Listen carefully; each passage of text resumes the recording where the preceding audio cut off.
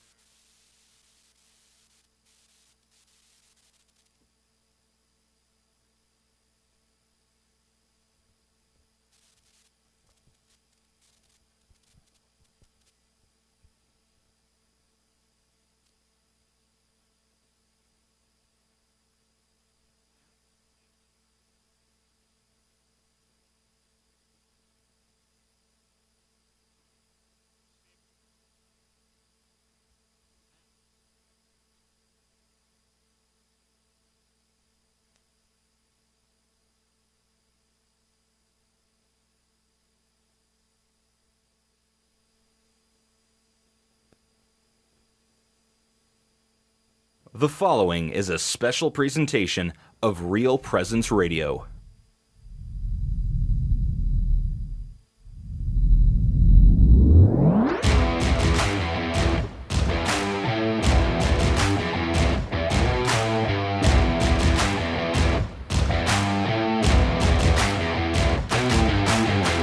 On Real Presence Radio, welcome to the Knights Game Day Show, sponsored by Aaron's and First Premier Bank and Premier Bank Card. For the Knights Game Day Show, here are your hosts, Michael Promis and Dan Johnson.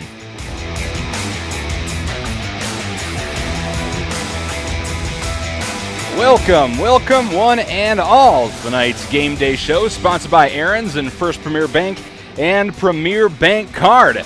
Well, the Knights are perfect so far this season. The only team that can say that about themselves now in 11 AAA football, sitting at a sweet 6-0 after the tremendous, to say the least, victory over the Roosevelt Rough Riders last week, a 36-0 shutout against the then number one ranked team in the state of South Dakota. Now, of course, it is the O'Gorman Knights. And now the Knights get ready to take on the 3-3 Huron Tigers. Hey, folks, Michael Promis here alongside Dan Johnson, and we're here at McEnany Field on a cold, blustery, and just plain not that nice night here in Sioux Falls, South Dakota, Dan. But a great turnout so far, and we should have a great football game ahead of us. Well, it's not that bad. It's 48 degrees right now. A little bit of wind.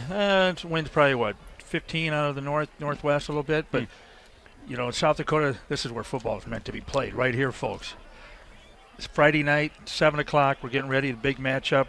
48 degrees. This is what I remember growing up. And really, ideally, if you're a football player, this is the perfect weather because you get to still wear your long sleeve, spandex shirts, your Under Armour or whatnot, and you stay about perfectly cool throughout the entire game, at least when I was a big lumbering lineman in high school. And you see the guys steaming out there when they're sweating to be there. So it's good, cramping up, you're not too hot and everything, so it really works out. I mean, you can't get much better than this. Sure, it can warm up a little bit. 48, it'd be a little bit warmer, but it's going to be a terrific night for football here in Sioux Falls. Absolutely, and a great night for some hot chocolate as well while you enjoy the Knights game tonight. And welcome into the Knights Game Day Show, sponsored again by First Premier Bank Card, and Aaron's. We have a great show for you tonight. We're going to hear from O'Gorman head coach Jason Popica coming up a little bit later, and from Huron head coach Michael Schmitz. We're also going to get you a scoreboard breakdown of all the other games going on throughout the state of South Dakota, including a very interesting one versus one certain Sioux Falls almost suburb and a town with the word water in it coming up a little bit later tonight. So we'll get that scoreboard breakdown for you as we gear up for the O'Gorman Knights taking on, again, the Huron Tigers. And actually, Dan, while we have a chance, let's take a look at that scoreboard update.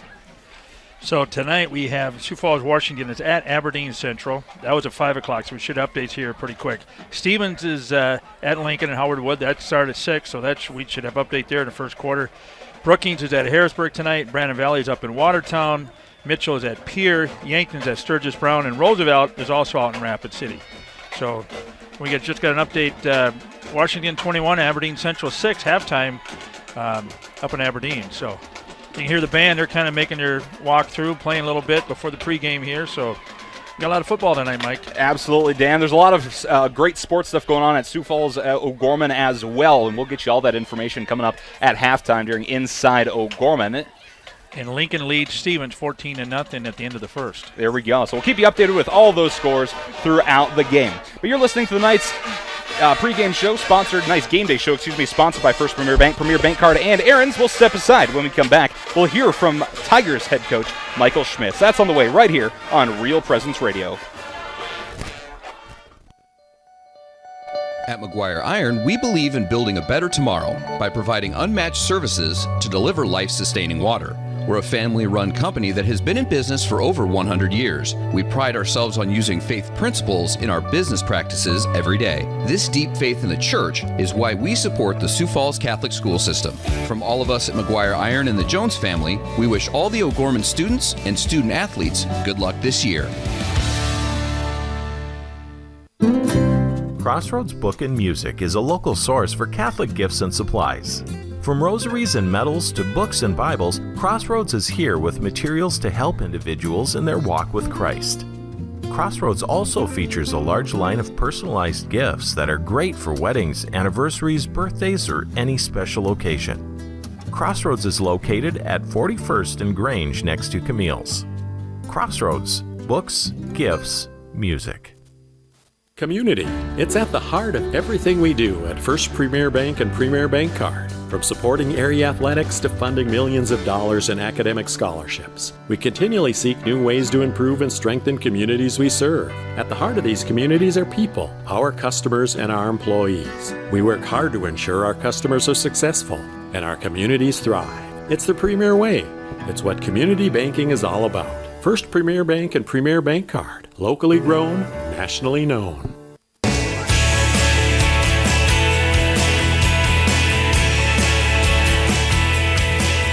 Welcome back to the Knights Game Day Show, brought to you by First Premier Bank, Premier Bank Card, and Aaron's. I'm now joined by Huron football coach Michael Schmitz. Coach, your team lost to Mitchell 28-13 last Friday night. It was Mitchell's homecoming. You lost your starting running back, Chipper Chillingstad, in the first possession of the game, and he did not return. How big of a loss was that for your team? Did that affect your offense at all the rest of the game, kind of how you call the plays? It was a big loss in a lot of the kids' minds. And Chipper's a phenomenal athlete. We have some kids that are kind of our next in line that go in, and they've got some skills, and it really kind of helps. I don't think it really changed what we call. It's just he's able to find some cracks and some holes and scoot through them. And so we were not necessarily as dynamic without Chip than usually with him. One of the big turning points maybe of the game, Coach, was they scored right away, then you guys answered it. Then in the second quarter, they drove 99 yards all on the ground for a touchdown. Their team rushed for 334 yards against your defense. Talk about that long touchdown drive maybe as a momentum changer, and what did you struggle with against their rushing offense on your defensive end?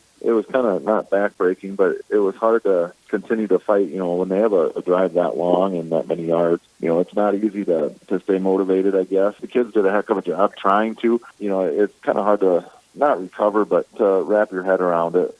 I think it was like 18, 19 plays, somewhere in there, and it was such a long drive. Our big thing is, and we've worked this week on cleaning up our lanes and our fills defensively, is kind of where we struggled. We had kids, it seemed like they didn't exactly know where to go, or they didn't trust their eyes and where to fill, and that was, I think, the big key to it. Now tonight, Coach, your team travels to Sioux Falls to take on the Sioux Falls O'Gorman Knights, who are ranked number 1 in Class AAA. What's the biggest challenge when you look at this O'Gorman team that they'll present for your Huron squad tonight? Overall, team speed is something O'Gorman has, it seems like, plenty of. They're just so fast and so athletic. That's the big thing. They're very fundamental in what they do, which is great. That's what I think every coach strives for, just doing the small things right, and they do that. They're just a fast team. O'Gorman's defense is only allowing 10 points a game this season, coming off a shutout against Roosevelt where they forced 6 turnovers. How important will it be for your offense tonight to not turn the ball over and give O'Gorman's offense a short field? That's pretty crucial for us, and to sustain some long drives. We've got to be able to move the ball, not in big plays, but we got to show that we can move the ball down the field. That'll take some pressure off our defense, especially if we can come away with points. That'll be a good spot that we want to be in. And you mentioned, Coach, O'Gorman's team speed, have a lot of speed on offense. Kenyon Bauer, of course, and a lot of other playmakers, Zach Norton, their quarterback. Defensively, what do you need to do to try to contain the O'Gorman offense? I think the big thing is just get back to fundamentals and play as fast we can. When we play fast, like we did the first 3 weeks, our defense plays pretty well, but we've got to be able to play fast and kind of pin our ears back and just trust what we see and do it. Now, the other thing is, we've added some adjustments to kind of hopefully maintain some of the speed that O'Gorman has on the edge and to the outside. The big thing is just being fundamental and being aggressive. Thank you so much, Coach Schmitz, for your time, and good luck tonight against Sioux Falls O'Gorman. Thank you very much. That was Huron head coach Michael Schmitz, or Mike Schmitz, in his 4th year at the helm of the Huron Tigers. You're listening to the Knights Game Day Show, sponsored by First Premier Bank Card, and Aaron's. When we come back, we're going to hear from O'Gorman head coach Jason Poppinga. That's on the way right here on Real Presence Radio. Your family is depending on you. Your family is looking to you to make sure they're safe, protected, and taken care of. Knights of Columbus Insurance offers the protection they need, whether it's term life or whole life, long-term care insurance, disability income insurance, annuities, retirement planning, estate planning, or insurance analysis. please call Jason Bell Richard at 605-305-0736 or Heath Dickelman at 605-351-7978. Knights of Columbus Insurance. Morgan Stanley values long-term relationships with its clients. I'm Andy Demore, financial advisor with the Barnes Demore Group of Morgan Stanley's Sioux Falls office. Thad Barnes and myself know that building relationships begins with getting to know each client. We can create personal investment strategies to help meet retirement, education, and other financial needs. Andy and Thad can be reached at 338-6500. Investments and services are offered through Morgan Stanley Smith Barney, LLC, member SIPC. Aaron's in Sioux Falls is a lease-to-own retailer of furniture, electronics, and appliances. Aaron's offers payments that include 12, 18, and 24-month plans, and Aaron's same as cash option. They provide delivery and setup with a lease-to-own agreement, and product service and repair are also included. You can visit the Sioux Falls Aaron's store or call 988-9999. And you can also shop online at aarons.com to experience the Aaron's difference. Own it.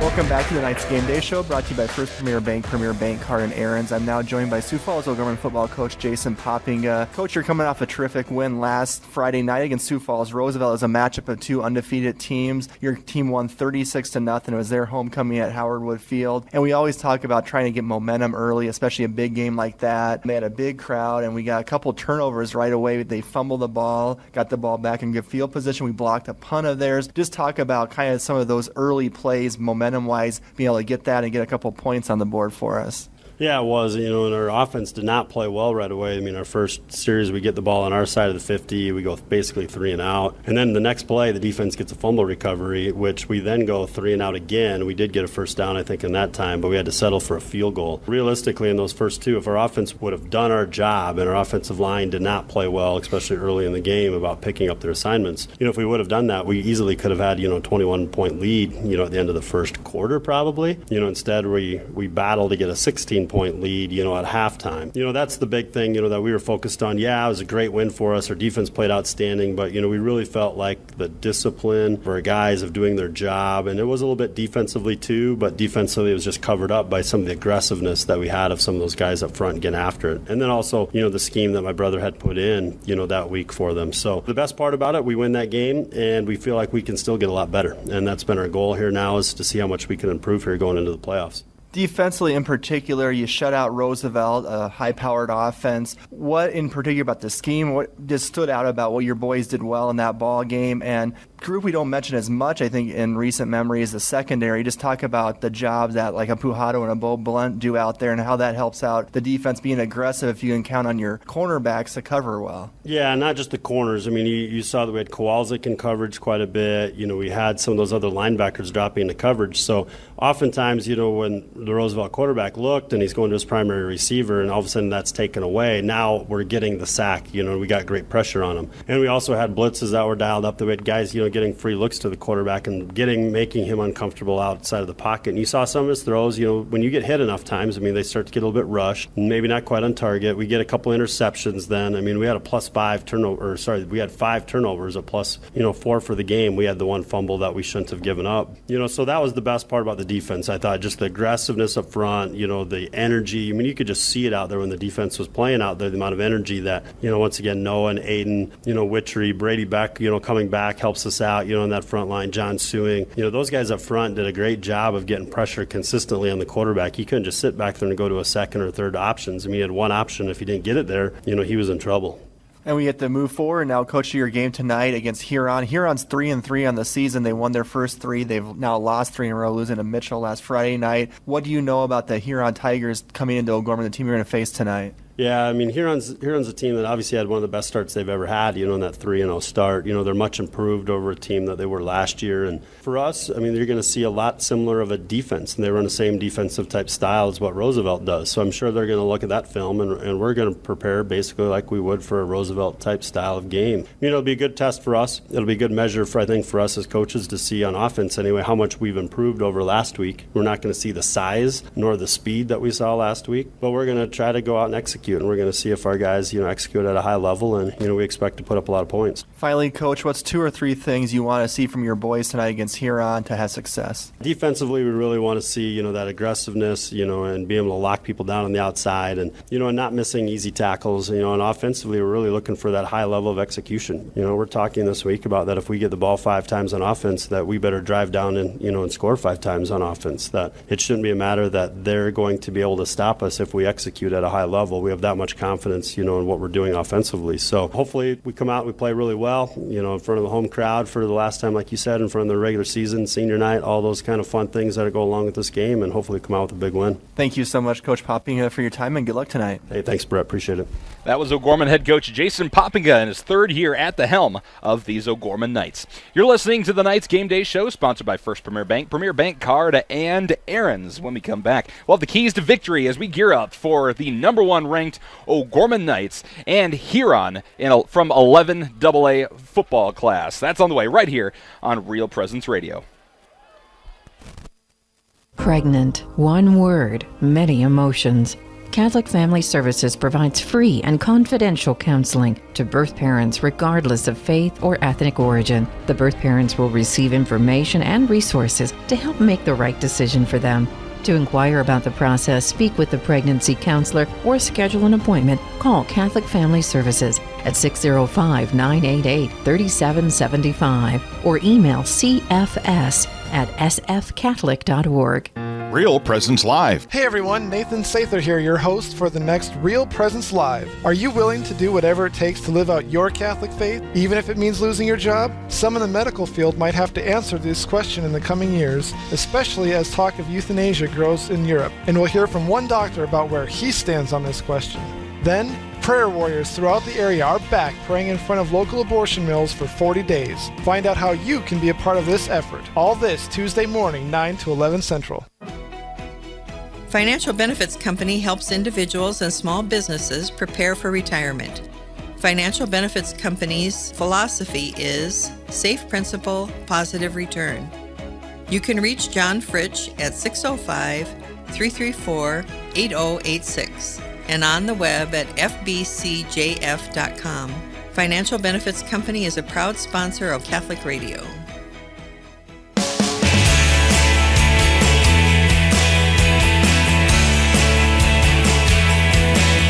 Welcome back into the Knights Game Day Show, sponsored by First Premier Bank, Premier Bank Card, and Aaron's gearing up for OG versus Huron and 11 AAA, 11 AA cross-class action here tonight. And it's senior night. I guess I neglected to mention that earlier at the top of the broadcast, but it is senior night here at O'Gorman High School, so lots of reasons to celebrate and a special moment for some of these young men. But as we gear up for this game, we need to figure out what the Knights need to do if they want to come away with the win and improve to 7-0. Here's John Fritsch with the Financial Benefits Company with our keys to victory.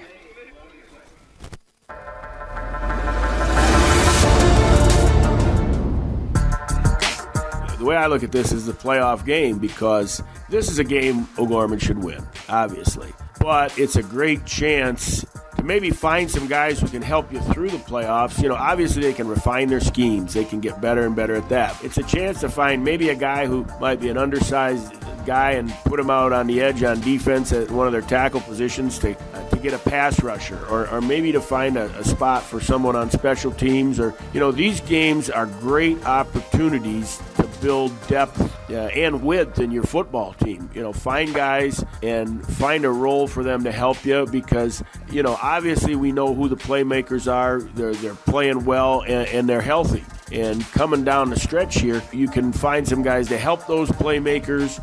I got to congratulate Huron. They've come a long way. I can remember going there, and you'd pull into Huron, and gee whiz, you'd see these big old boys out in the tailgate and getting ready to watch the game. And I thought, man, if I was that coach, I'd be go right in the tailgate because they had some nice-looking boys out there that weren't even playing. Huron's done a good job. They got off to a 3-0 start. They've stumbled a little bit. I wish them the best. Good to see them competing. They're going to come and try and play the spoiler role. O'Gorman's playing at a high level. I was so impressed with their special teams. Took advantages and, created some turnovers. Well, one was just a mistake by the Roosevelt player. It looks like O'Gorman's hitting on all cylinders. Huron will come in and try to be spoiled, but they're not going to spoil anything tonight. Go get them, Knights. There's your keys to victory, brought to you by John Fritsch with the Financial Benefits Company. They help small businesses and individuals plan for retirement. John Fritsch can be reached at 605-334-8086. And if you're not talking finance, you can bring up O'Gorman football. He's always happy to talk about that. We thank him for his time with those keys to victory. You've been listening to the Knights Game Day Show, sponsored by First Premier Bank, Premier Bank Card, and Aaron's First Premier Bank Card. Proud sponsors of Sioux Falls O'Gorman Knights. First Premier Bank Card, locally grown, nationally known. And Aaron's, a lease-to-own retailer of furniture, electronics, and appliances. You can visit the Sioux Falls Aaron's store or shop online at aarons.com to experience the Aaron's difference. We'll step aside, and when we come back, we will have the start of tonight's game. The 6-0 Knights, ranked number 1 and 11 AAA football, taking on the 3-3 Huron Tigers, ranked number 6. This has been the Knights Game Day Show. Stick around. Kickoff coming right up, right here on Real Presence Radio. Aaron's in Sioux Falls is a lease-to-own retailer of furniture, electronics, and appliances. Aaron's offers payments that include 12, 18, and 24-month plans, and Aaron's same as cash option. They provide delivery and setup with a lease-to-own agreement, and product service and repair are also included. You can visit the Sioux Falls Aaron's store or call 988-9999. And you can also shop online at aarons.com to experience the Aaron's difference. Own it. Providence Financial is committed to protecting what matters most to you, your family, and your future. Mark Promis, a trusted choice independent insurance agent with Providence Financial in Sioux Falls, does not work for any one insurance company. He works for you. Mark provides coverage for home, auto, business, health, life, and more. And he can customize policies for you. To make an appointment with Mark, you can call 605-376-3227, or you can visit him at 3208 East 26th Street. Community. It's at the heart of everything we do at First Premier Bank and Premier Bank Card. From supporting area athletics to funding millions of dollars in academic scholarships, we continually seek new ways to improve and strengthen communities we serve. At the heart of these communities are people, our customers, and our employees. We work hard to ensure our customers are successful and our communities thrive. It's the Premier way. It's what community banking is all about. First Premier Bank and Premier Bank Card. Locally grown, nationally known.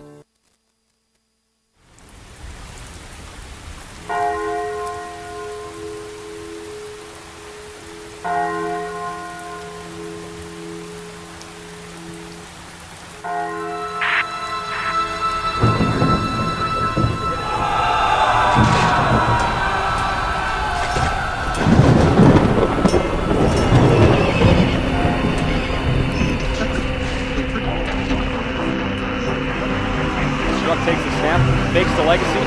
Short look home. Nick Billion gets the interception at the 35. Runs up the left sideline. 2 players beat as he makes his way to the end zone. Takes the snap, looks to pass, fires a long ball down the middle of the field. Canadian Bowers there to pick it up at the 40-yard line. 30-20 turns off the afterburners. Touchdown, Sherman. The Knights are coming.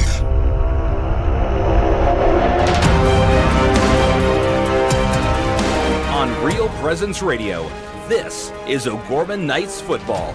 Today's game is brought to you by Catholic Family Services, Catholic Community Foundation of Eastern South Dakota, Jardine Construction, Hagen Chiropractic Clinic, Mini Critters, Barnett Vision Clinic, Crossroads, the Barnes DeMoor Group Financial Advisors at Morgan Stanley, Sioux Falls Catholic Schools, Jeff Alvey with Fairtax Inc., John Fritsch with the Financial Benefits Company, McGuire Iron, Knights of Columbus Insurance Field Agents Jason Bell-Richard and Heath Dickelman, Pizza Ranch and Fun Zone Arcade on 41st Street, First Premier Bank Card, Aaron's, Sioux Equipment Company, Ide Bailey, Ferendorf Family Chiropractic and Wellness, Mark Promis with Providence Financial, and Big Rig Barbecue. With all the exciting action of O'Gorman Knights football, here's Michael Promis and Dan Johnson.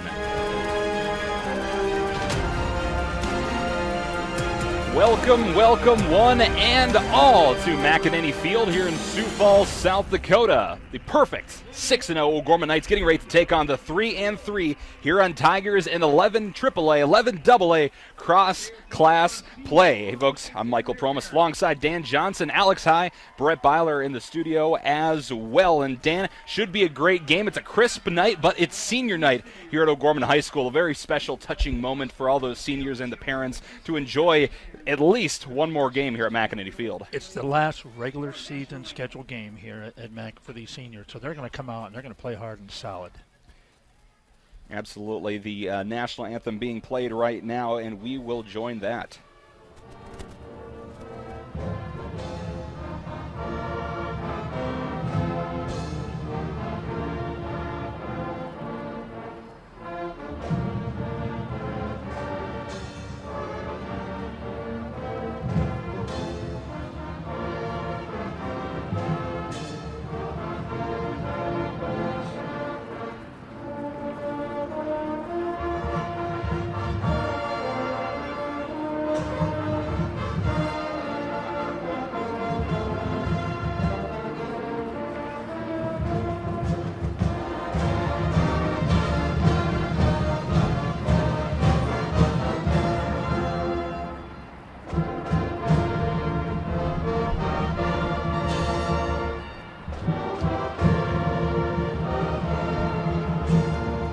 National anthem performed by the O'Gorman Marching Knights and Pep Band here at McEnany Field. And as I mentioned, the Knights getting ready to take on the Huron Tigers here at senior night at McEnany Field. Let's then get into the starting lineups for tonight's game.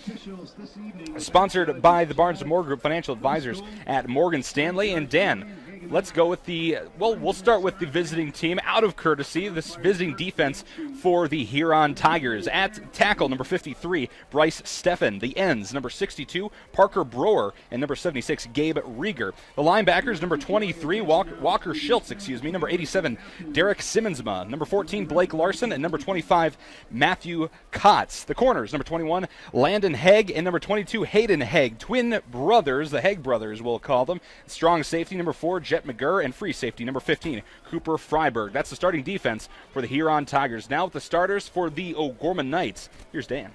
Okay, O'Gorman offense, wide receiver, number 12, Kenyon Bauer. Number 4, Andrew Pojado. Left tackle, Will Waschenberger.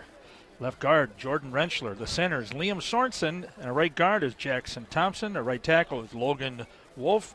Wide receiver is Bo Blount. And number 24, Jacob Bird, also wide receiver. Starting quarterback, number 13, Zach Norton. And a running back, the bowling ball, Tate Wishard. All right, Dan, thank you very much. The starting lineups, again, brought to you by the Barnes & Moore Group at Morgan Stanley, financial advisors in Sioux Falls. The Barnes & Moore Group can be reached at 605-338-6500. They're located at 300 Sharapa Place, Suite 503 in Sioux Falls. Products and services by Morgan Stanley, Smith Barney, LLC, member SIPC. Before we go any further, then, let's begin this game in the same way that we should begin all good things. I'm Father Joseph Scholten, the chaplain of O'Gorman High School. Let us pray. In the name of the Father, and of the Son, and of the Holy Spirit. Amen. Heavenly Father, your Son Jesus taught us to seek first the kingdom of God and his righteousness, and promised that all the rest would be granted to us.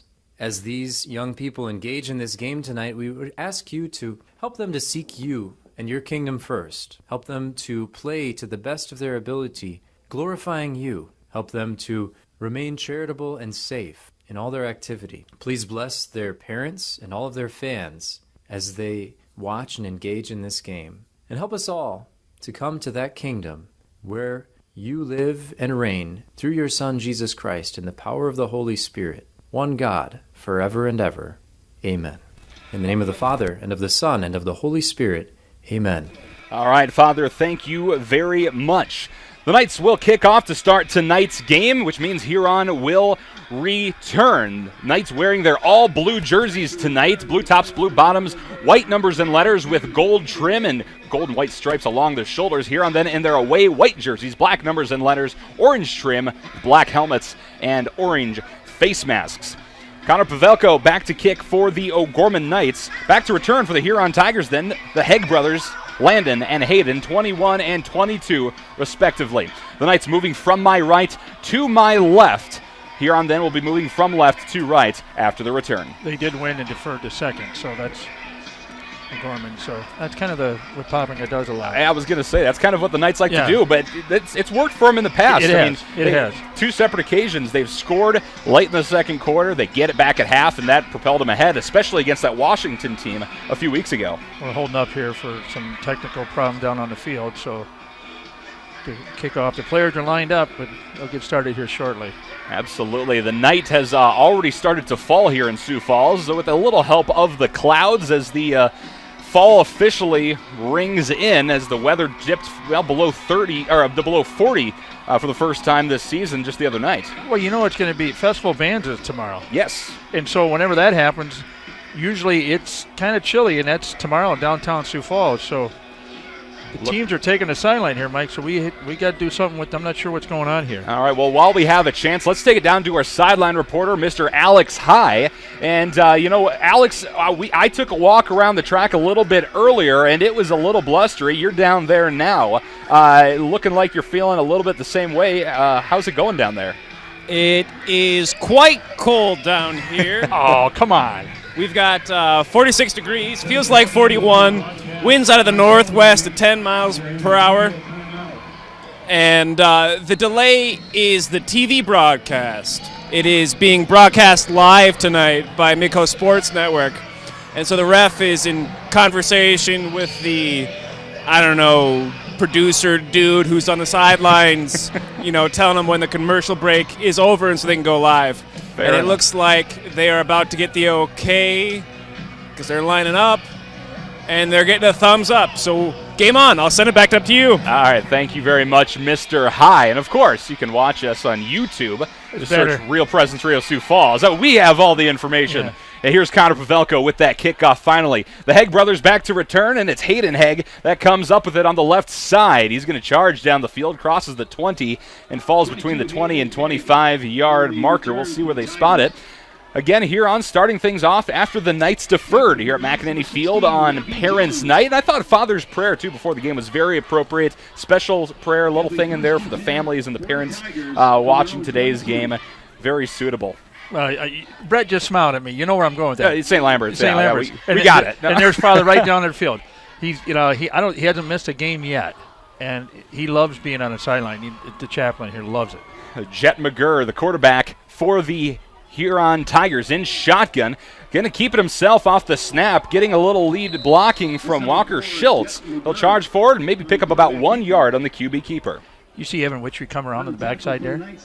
Evan got a nice stop. And we saw some nice rotation from that defensive line as well, adjusting their scheme a little bit when Huron came out. Now you notice before we have Brady back, we got the house in there. So yes. we got a 3-4 front, now we got a 4-3. So they're going to switch it up. But Brady's back in as nose tackle. 2nd and 9 for the Huron Tigers. Again, moving from my left to my right. McGurr drops back, looks to pass. He's got plenty of time as he rolls out left, fires the ball down the field, and finds Derek Simmonsma. That should be enough for a Huron first down. You see the pressure the house gave him inside? They had 2 linemen on him to hold him, and Brady was pushing him back. We'll see what pressure Brady does here tonight on him, if they can, because they're going to have to change up their offense. Because if Brady's going to get in there, if they're going to have two guys maintain him all the time, that's going to throw up their offense. And they're going to say that's only about an 8-yard gain, makes it 3rd down and inches. The announcer said 3rd down and 1, but it is even closer than that, folks. 3rd and 1 for the Harrisburg Tigers left hash. McGurr in shotgun, trips left, empty on the right side, one back. Takes a snap, keeps it himself, gets a lead blocker. That's a first down for the Tigers. Yeah, straight right up the gut, quarterback. Now, one player that we need to watch out for the Huron Tigers, and we heard it in our pregame interview with head coach Mike Schmitz, is Chipper Schillingstad, the 5'5", 150-pound senior. Not a big guy, but a very effective runner for these Tigers. Got hurt last game, about halfway through. Didn't come back into that game. He's here tonight, so we'll see how his health keeps up, but he's a great weapon for these Tigers. Yeah, that's what I was going to say. He's one of their arsenals they have for the Tigers. McGurr in shotgun on 1st and 10 left hash. Fires the ball down the left flats. It's nearly intercepted by the O'Gorman Knights. In that area was Zach Norton, but just a little bit low for him to make any play on it. No Tigers in the area. Brings up 2nd and 10 for Huron on their own 34-yard line. Zach had just about got that. McGurr will come out in shotgun, trips right, one back. You can see all the Huron Tigers players checking their wristbands. They have their plays actually on there. They'll call a play, they'll look at the play and get their call, figure out their assignments. Very effective for a hurry-up offense. McGurr takes it to snap, looks to pass as he rolls out, but he's going to be hunted down by about 3 O'Gorman players. Suing and Stuckel. That'll be a loss of about 9 yards on the sack. Oh, they blitzed hard on that one. They got right in there. And if there's one thing we took away from last week's shutout against Roosevelt, the 36-0 victory, is that this O'Gorman defense is dangerous. Huron is going to have their work cut out for them. 3rd and 18 officially now for the Tigers, back on their own 26, middle of the field. McGurr in shotgun, one back, 2 receivers either side. McGurr takes the snap, drops back, rolls out left side now, looks to pass, fires it away. It is caught, but just barely. Derek Simmonsma on the catch, brings it within a couple yards of that first down. That was a clutch play and a great catch by Simmonsma. And Pojado was with him stride for stride, so it brings up 4th and short, but they're going to punt. Yeah, 4th and 1 in your own territory, might as well go for it. But this Derek Simmonsma, a 6'3", 190-pound sophomore, just a man among boys out there, unless he's standing next to Brady Beck, I suppose. But a big, fast tight end is going to do some damage. Nobody back for the night, so they're looking for the fake. Back to punt is number 53, Bryce Steffen. Here's the snap. He does punt it away. It's a little bit short. Touches down the Knights' 40. Takes a Huron bounce back to the 30. And that's where the Tigers will down it. So not bad field position for these O'Gorman Knights to start things off offensively. And, of course, Zach Norton at the helm of these O'Gorman Knights has been picking up quarterback duties for most of the season. And we're probably going to see plenty of Tate Wishart in the backfield as well. Yeah, there's our 2. Well, we have so many weapons. As you mentioned earlier, as here in the weapon, but we have an arsenal. Right. For Gorman, you can't. I can count 10 or 12 right now that can do damage on any team. 1st and 10 for OG, again on their own 30, right hash. Norton in shotgun, one back, it's Wishart, 2 receivers either side. He puts Bauer in motion from right to left. Norton drops back to pass on the play action. He's sacked, throws it downfield though, and Jacob Bird picks it up at the 35-yard line, and he is brought to the turf on a nice slide to the 32. Jacob Bird, first catch of the game, and it was a doozy.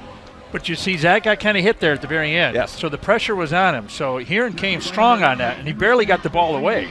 But good pass. But I tell you what, Bird, that was an excellent effort. Great catch. 36-yard reception for Jacob Bird, the junior. And I actually got a chance to talk to his father, Tim, before the game and apologize for calling his son Nate, which is his other son.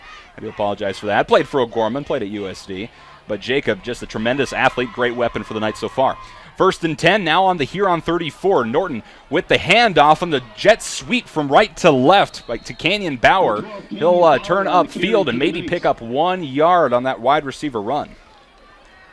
Now we're gonna try different schemes here. They're just gonna, they were double teaming Bauer on that play, and Bird was one-on-one, and Jacob beat him on that last play. So we're gonna spread their defense. We have to.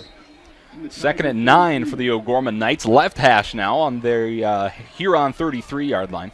Norton in shotgun, offset eye to his right, 2 receivers to the right, 1 to the left. Here's the snap, drops back, screen pass to Bauer right side. He picks it up, turns up field, down the right sideline. First down, he stumbles out of bounds after a healthy push from the corner, and that will be a first down for the Knights on a healthy gain from the screen. We see a lot of screens, too, from this squad, Dan. Canyon Bauer is usually the receiver on those. But they perfect that screen very well. They got it down to perfection. See him tiptoe over there? I love it. I love the way when he gets to sideline. He knows where the sideline's at.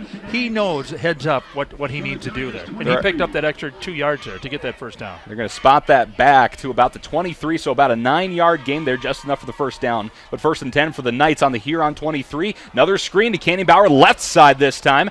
He'll bring it up field about 7-8 yards, and that'll be awfully close to that first down. I don't think he quite got it. Depends on the spot. About a half a yard shy. There it is. They're going to spot it down at the OG 14-yard line, so about a 9-yard gain this time on the screen. Brings up 2nd and 1 for the Knights now on the opposite side of the field. That's the left hash on the Huron 14. Norton in shotgun. He has an offset eye to his right. That's Pujado and Wishart. 2 receivers to the right, 1 to the left. Norton takes the snap, fakes the handoff, screens over right side to Bauer again. Third time they've run that play. First down for OG, and Bauer is wrestled to the ground at the 7-yard line.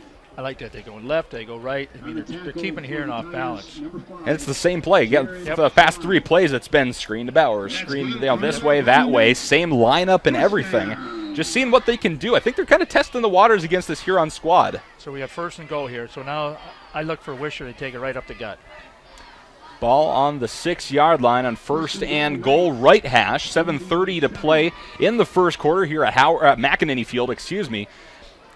Goose eggs on the scoreboard. Norton rolls out right, fires it into the end zone. It's caught. Was it inbounds, though?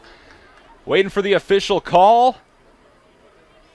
I don't believe so. I don't believe so. I don't have any touchdown signals. They're going to say incomplete. That was Bo Blount on the reception out of bounds on the right side of the end zone. So bring up second and goal for OG. You got to keep the boys loose. So, it's going to be... we haven't ran yet, have we? I think about every play has been passed. Yeah, I think you're right. Trips left now for OG, one back. Blount to the right side. Here's the snap. Norton hands it off to Wishart. He dives up the middle, and just like that, knock on wood, there's the first run of the game. While we have a chance, then, let's pause for station identification. This is O'Gorman Knights football on Real Presence Radio. You're listening to the RPR Network. FM 94.5, KGWD Sioux Falls, and FM 91.3, KSTJ Hartford. Real Presence Radio, your family of faith and hope. Third and goal for the O'Gorman Knights on the Huron 5-yard line, trying to put in the first points of the game at 6:45 mark in this first quarter. Norton comes out in shotgun, 2 receivers to his left, 1 to his right, Wishart in the backfield. Here's the snap. Norton fakes, pitches it right side, throws it over right side into the hands of Andrew Pujato, and that's good for a Knights touchdown. He was wide open there in the far corner of the end zone. He just kind of like a little dump pass. Yeah, just like a little. And Pujato almost just ran a quick little button hook to the down the right side. He was lined up almost toward the sideline there. Turned it upfield, turned around right in the end zone. Nobody was guarding him. No. Easy points for OG. 6:35 to play in this first quarter. OG up 6-0, pending the PAT from Connor Pavelko. Here's the snap, the place, the kick gets up. Reaching forwards the defense, but Connor Pavelko drives it in. 7-0, the O'Gorman Knights leads Huron. We'll step aside. This is O'Gorman Knights football on Real Presence Radio. Whether you need to be fitted with eyeglasses or contact lenses, or you need a comprehensive eye exam, Barnett Vision Clinic in Sioux Falls utilizes the latest technology and treatments available. Barnett Vision Clinic offers a wide selection of eye care products, including sunwear, eyewear, and contact lenses to fit your specific eye care needs. Barnett Vision Clinic offers a same-day pay for patients without vision coverage. Their number is 605-335-7757 or online at barnettvisionclinic.com. Morgan Stanley values long-term relationships with its clients. Andrew DeMore and Thaddeus Barnes, financial advisors with the Barnes DeMore Group of Morgan Stanley's Sioux Falls office, know that building relationships begins with getting to know each client. Andrew and Thad can create personal investment strategies to help meet retirement, education, and other financial needs. Andrew and Thad can be reached at 338-6500. Investments and services are offered through Morgan Stanley, Smith Barney LLC, member SIPC.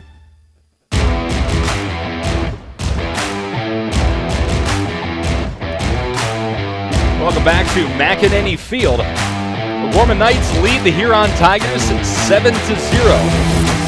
6:35 to play in this first quarter, and a quick little 6-yard pass from Norton to Pujato, putting the Knights on top of the Huron Tigers, Dan, and just a nice little march down the field. We saw a whole bunch of passing and only one run play, a bunch of screens as well. Yeah, what did it take?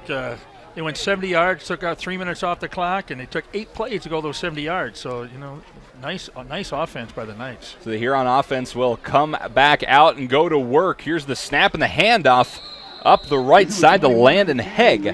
Usually plays wide receiver, stepping in at fullback this play. He'll go for about 5 or 6 yards on the carry. And looking at the last offensive series for the Huron Tigers, they got a first down. They were moving down the field pretty well. Derek Simmonsma had some great catches. We'll see if they can continue that, but it did result in a punt. albeit a 4th and 1 situation. Schillingstad in shotgun, spread receivers, drops back, rolls out left side now. He has heavy pressure, looking to run, and he's going to be brought down at the line of scrimmage, but right in front of his own bench. Bring up 3rd down and 4 for the Huron Tigers on their own 26. Witchery and Thomas were with him the whole way. Took him.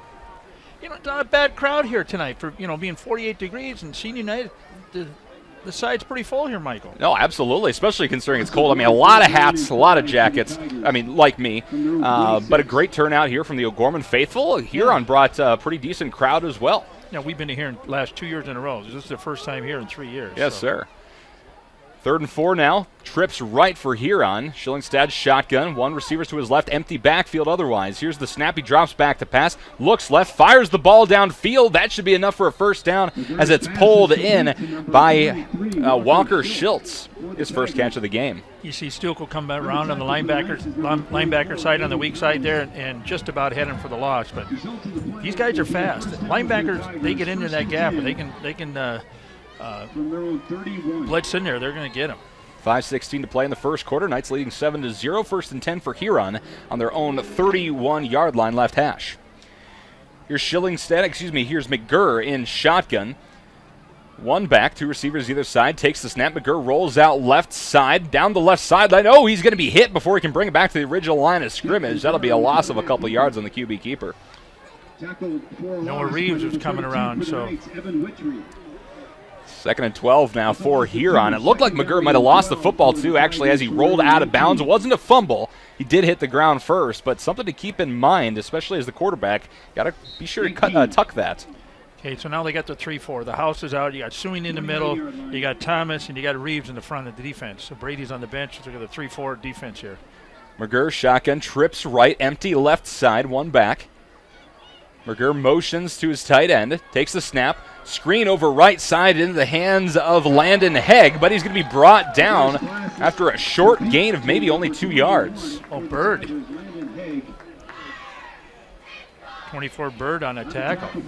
And Jacob Bird didn't start the game, but I was anticipating that he would because he plays both ways probably most effectively, honestly, compared to most of his other teammates. Well, look at the backfield and the safeties and corners. A lot of them are going both ways. Right. Pajato's back there, been there. Pajato's in it right now. Norton as well, quarterback. Yeah. 3rd and 10 for Huron now on the right hash, their own 31. McGurr drops back to pass, a zinger over top. It's tipped, caught, and then lost again in the middle of the field. They're going to call that incomplete. It was originally tipped by number 9, Kobe Bush, and then coming down on top of it, or I should say with the ball, then dropping it was Blake Larson. I love those plays. We saw it last week. When the ball is tipped up in the air, it's open game. Anybody's going for it. But, yeah, I love it like that. Well, if you're watching the Patriots-Colts game last night, too, it happened to Tom Brady like twice, which I enjoy because I'm not a Brady fan myself. But I'm not going to disagree with that. 4th and 10 for the Huron Tigers. We apologize to any Patriots fans, by the way. I'm a Broncos fan. I don't want to be disrespectful, but I don't like the Patriots. But I tell you, he played a good game. He did. And a legend. Yeah. A flag. First penalty of the game. Yeah, first penalty of the game on 4th and 10. They were looking to punt, but a snap infraction. And if you're not familiar with that, what happens is as a center, you are allowed about half a ball length's worth of movement to adjust the ball to get it ready to snap. What the center then did for Huron, he picked up the ball, put it back down, even if it's in the same spot, still an infraction. Nobody back to return for the Knights. Here's the punt by Steffen. It's going to touch down about midfield, take an OG bounce into Huron territory, and be down at the Tigers 48. But they're punting into the wind, too. Right. So that's where let's get 11 guys up on the line and rush them and stuff, and we get a block, and we can take it in, block in, and take it in for a touchdown. So, I mean, it's great. I love the defense that Shannon Popick is running. 3:31 to play in this first quarter. Knights leading 7-0 here at McEnany Field. The Knights back on offense. Their second offensive drive, the first one, of course, yielded a touchdown. Norton in shotgun, 2 receivers either side, 1 back in Tate Wishart.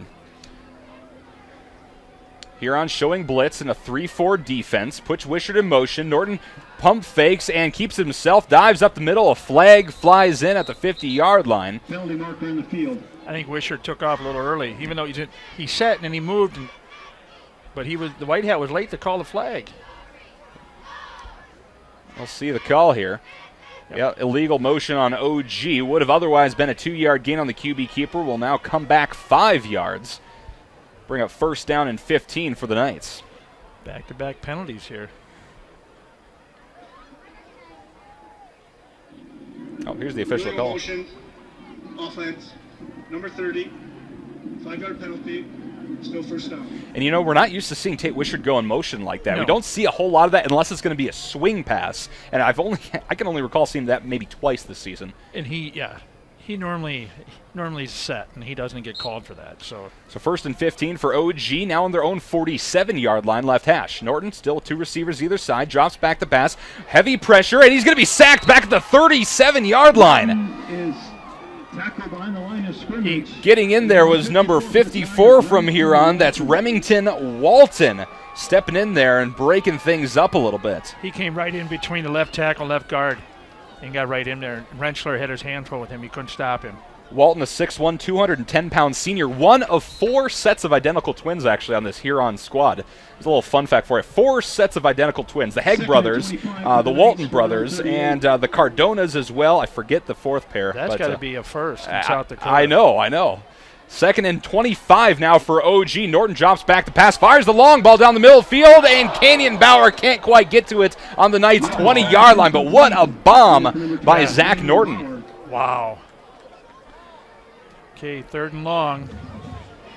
And looking at this offensive line, they played, in my opinion, very well against Roosevelt last week. Gave Norton plenty of time, but Norton's been rushed so far in this game with those passes. Unless they're quick screens, he's really having to scramble. The offensive line looks like they're shook up a little bit. Yeah, they're not in sync. You know, like you said last week, they played phenomenal a little bit, but tonight now they're causing some havoc for Norton in the quarterback. 2:40 to play in the first quarter. Knights leading 7-0, 3rd and a country mile, back on their own 38-yard line, middle of the field.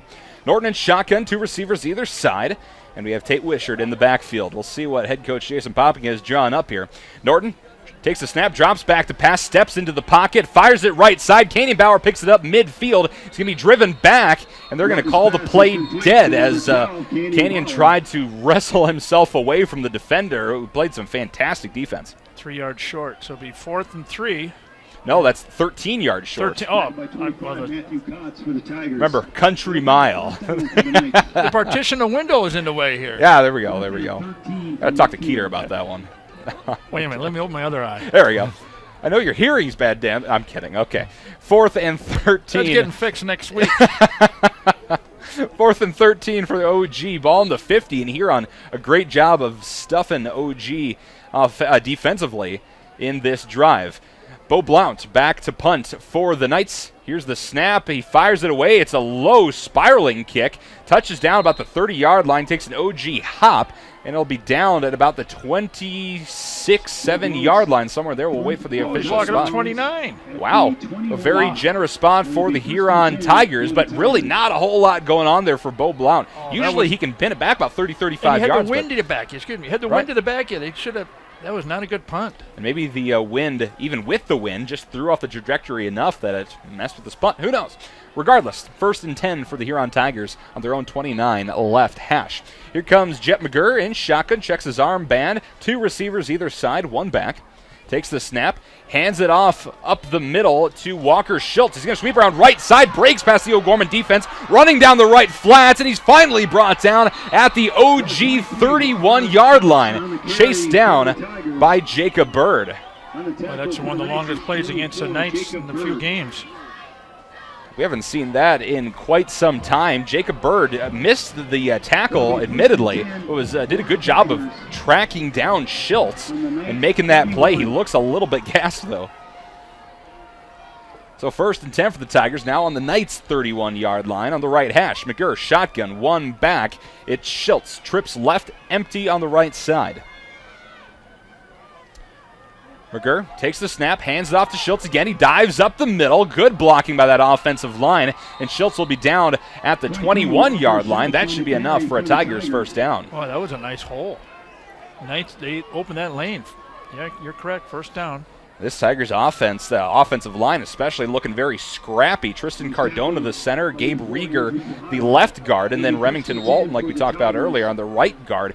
really opening up some holes. Walker Schultz is a big dude, and he just snuck through there, no problem. You know, Huron came out 3-0 first of the year, and then they've lost 3 straight now. But Huron's a decent football team. Minutes to play in this first quarter. Knights lead 7-0. Huron trying to put on their first points. 1st and 10 from the Knights' 21 right hash. McGurr fakes the handoff, and it's actually going to go on a sweep from the right side to the left of the hands of Hegg. Landon Hegg, that is. Sweeps around the left side. And the wide receiver will pick up maybe a yard or two on the carry.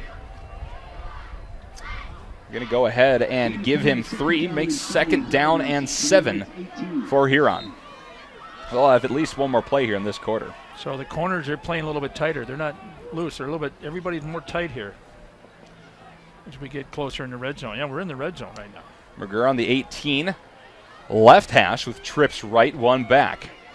Knights showing blitz. McGurr pointing it out to his back. Takes the snap, looks to pass. Here comes that rush. A pass over right side, though, nearly picked off by Jacob Bird. And you could tell McGurr was rushed quite significantly there as he threw it into the dirt. If Bird would have had another step on it, he'd have been gone. It'd have been pick 6. But he was there. Great defense by Bird. He's playing pretty decent both ways. Absolutely. Jacob Bird, the junior, not a big guy either. A 6 foot, 165-pound junior. Just kind of a skinny little fella, but boy, he is athletic. 3rd and 7 for Huron now on the Knights' 18 left hash. McGurr trips right, 1 back. Knights playing back a little bit, blitzing the end, sweeping in and breaking up the run by Walker Schultz. Looks like that was Noah Reeves on the tackle. So right up the gut, so they're 4th and 7. Excuse me, have a Stukel on the tackle. Brings up 4th down and 7, nothing gained by Walker Schultz that last play. So we'll see what they want to do. Huron's going to burn a timeout to try to figure things out as the quarter ends. Confused, it can't be a timeout as the quarter ends, so we'll just end the quarter. After 1, the Knights leading 7-0. We'll be right back. You're listening to O'Gorman Knights football on Real Presence Radio. When you look to the future, is the road there inevitable? It's not. That's why O'Gorman education matters. It's where you'll grow in your faith, be challenged, celebrate, and become part of a community. These are the moments that will shape your life. This is where your path will unfold. What are you waiting for? You belong in blue. Eide Bailey, a CPA firm, provides tax, accounting, assurance, and business advisory services to clients across the nation. With offices in Sioux Falls and 33 locations in 14 states, Eide Bailey is the workplace to 2,000 professionals. The firm has been serving clients for over 100 years. You can contact Eide Bailey online at eidebailey.com. Eide Bailey is a proud supporter of O'Gorman Knights athletics and activities.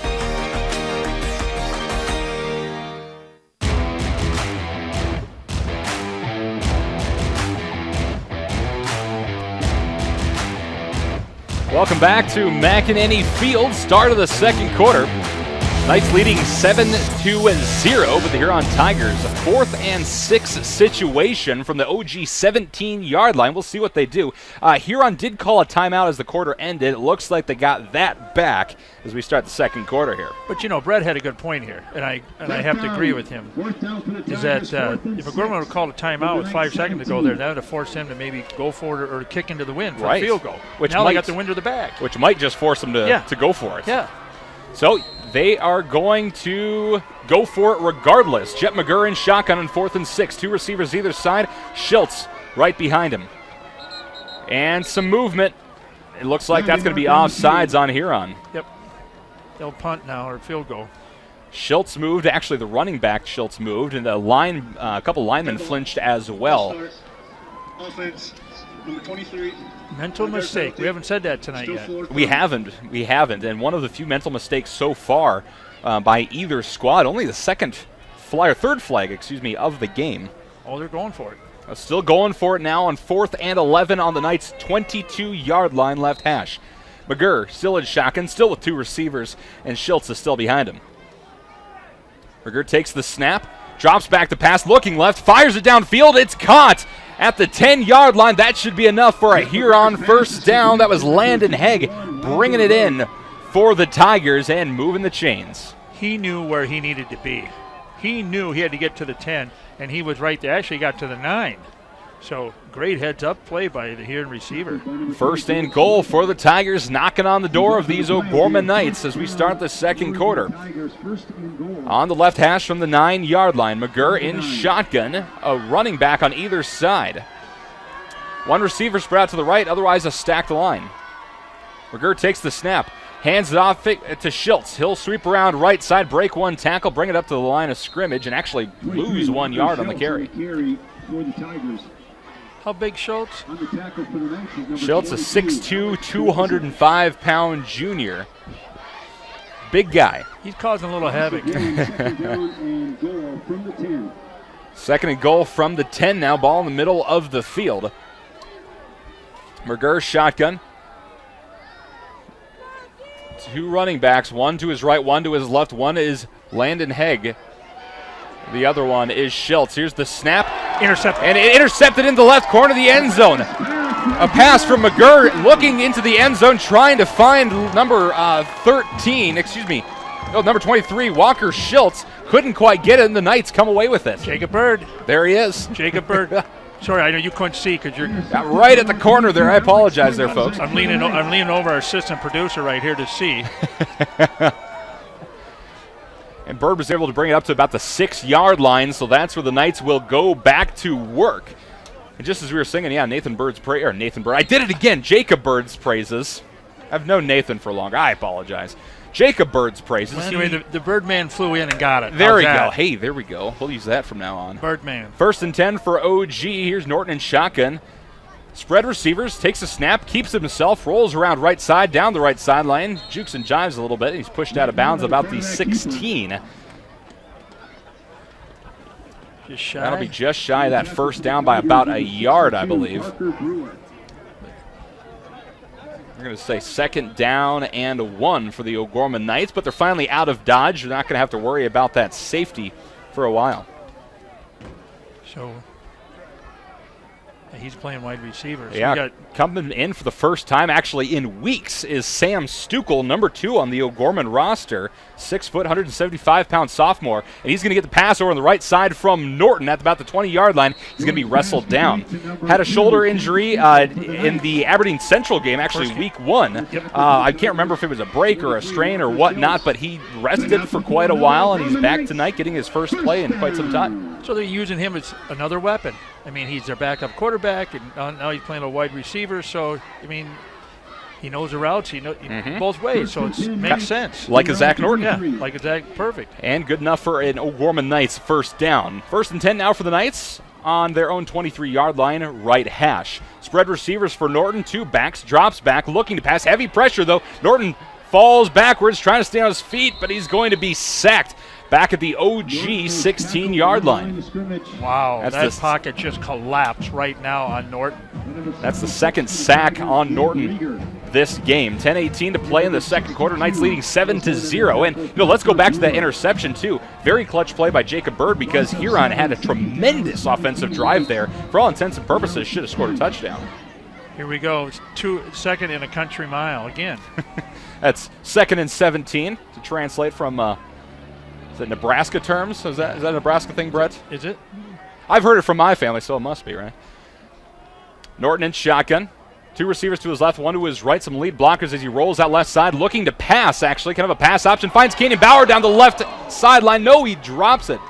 And he was open. He was wide open. He had it in his hands, but dropped it at about the 45-yard line. They're going to call that incomplete. Bring up third down and 17. That's happened to him a few times this year. Yes.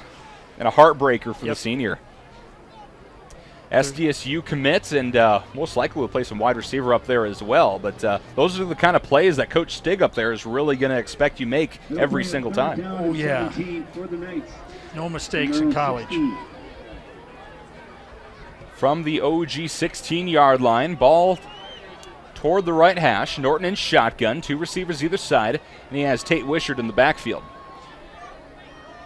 Huron Playing back, expecting a pass. Norton drops back, plenty of time, fires it down the middle of the field. It's a long ball looking for Buhadu. He dives off his fingertips at the 50-yard line, falls incomplete. A 4th and 17 situation now for the Knights, and they'll have to punt. Now, in the receiver's defense, 46 degrees. That ball is a little bit harder than it normally is when we're playing in 75 temperature degrees. So that leather gets to be a little bit hard. And I don't know if we haven't really seen that. So this week of practice, a little bit, that's one thing the teams have to practice on when that ball is a little bit colder. It's hard to catch. The ball's harder, and your fingers are a little less dexterous as those synovial joints tighten up a little bit. Right, Aaron? Yes, all right. Oh, no. I know biology. Here's the punt, and it's going to be lost into the end zone. Safety. I think that's going to be a safety. I didn't get the official call. There it is. The snap got away from Bo Blount. It went out the back of the end zone, and Huron gets their first points of the game thanks to a safety from the fault of the Knights. He was smart. He got it. He wasn't going to block it. He just walked out the back of the end zone. I mean, good heads-up play by Bo. And a smart play, because if he didn't pick it up and force that safety more or less, then that means Huron could have picked it up and scored a touchdown. So, I mean, they're both bad situations for OG, but he took the lesser of two evils. So, I mean, a smart play by Bo Blount. 9:33 to play in this second quarter. Knights lead 7-2, and they will go on to punt it away. Yeah, you never want to give up a safety. So they're back at the 20. They kick from the 20 here, if I remember. Yep, that's where they line up at. And they don't have to punt. They can place it down. They changed that. Oh, they did change that. I apologize. I think it was last year. Did we talk about this last year? That's right. We did talk about this. Yeah, it's a new rule last year. Back in my day, it was a free kick. I mean, it was a punt. It was a punt. Yeah, absolutely. And that's even when I played as well. That's how they do it in college and NFL. And I'm not even sure if they do it in 9-man still, actually, here in South Dakota. So we're kicking from the 20. So they bring their guys up about the 30, 27-yard line to receive on Huron. Connor Pavelko on to kick it away, moving from left to right. We'll see how far he can put it. Pavelko sends it away into the wind. It's going to be picked up at about the 30-yard line by Hegg. Hegg will bring it up to the 40-yard line, cuts toward the O'Gorman bench, but he's going to be pushed out of bounds about the 46, 47-yard line. So the best field position Huron's had all game after that free 2 points. And now we're going to see if they can piece together an offensive drive like they had in their last offensive possession, giving the Knights defense a workout, though. What a 12-yard return, 13-yard return by Huron. But the Knights were down there to cover. I mean, that's where it's quick. Okay, now we got Brady's back in. We got a nose line, so we got a 3-4. They're moving Suing over to the end, and so they're shaking everything up on defense. Jet McGurr comes out in shotgun, empty backfield, trips right, looking to the sideline, holding his arms up in the air. I'm not sure if he's quite sure what the play is going to be. Calls Walker Schiltz in behind him, puts a man in motion, takes the snap, hands it off to Schiltz. He'll juke right, lost his hole, but he's going to be brought down at about the 45-yard line. I think the play just kind of collapsed because Schiltz was looking for a hole between the guard and the tackle. Nothing was there, kind of a shift step to the right side. Ended up losing him one. Okay, so Noah Reeves is out. Jonah Webbin's in on the left tackle. So you got Webbin, Thomas, and the house in front. 9 minutes to play in the second quarter. Knights leading 7-2 over the Huron Tigers. Jet McGurr in shotgun. Schiltz behind him. 2 receivers stacked up on either side. Knights showing some blitz. McGurr drops back to pass, though. Fires it left side, and it's just out of reach of Derek Simmonsma past the 50-yard line. Bring up 3rd down and 11 for the Tigers on the Knights' 45. On their own 45. Can you see a little bit more intensity from the defense on this last 2 plays? Absolutely. I mean, I haven't seen that tonight yet, the last 2 plays, so they must have got a little talking to on the bench. And I think maybe they're trying to keep a linebacker or two, in pass defense just a little bit more to cut out that middle area, because that's really where Huron's diced up the Knights secondary, but they're still blitzing those ends. So it's a 3-5-3. McGurr shotgun, trips right, drops back to pass. Heavy pressure as he slings it away to Schillingstad, and he's going to be hit far back into Huron territory at the 38-yard line. That'll be a hefty loss for the Tigers. That's Witchery? Kowalczyk. Kowalczyk, excuse me. Kowalczyk, 22. They're going to officially spot it, back at the 37-yard line. That's 4th and 20.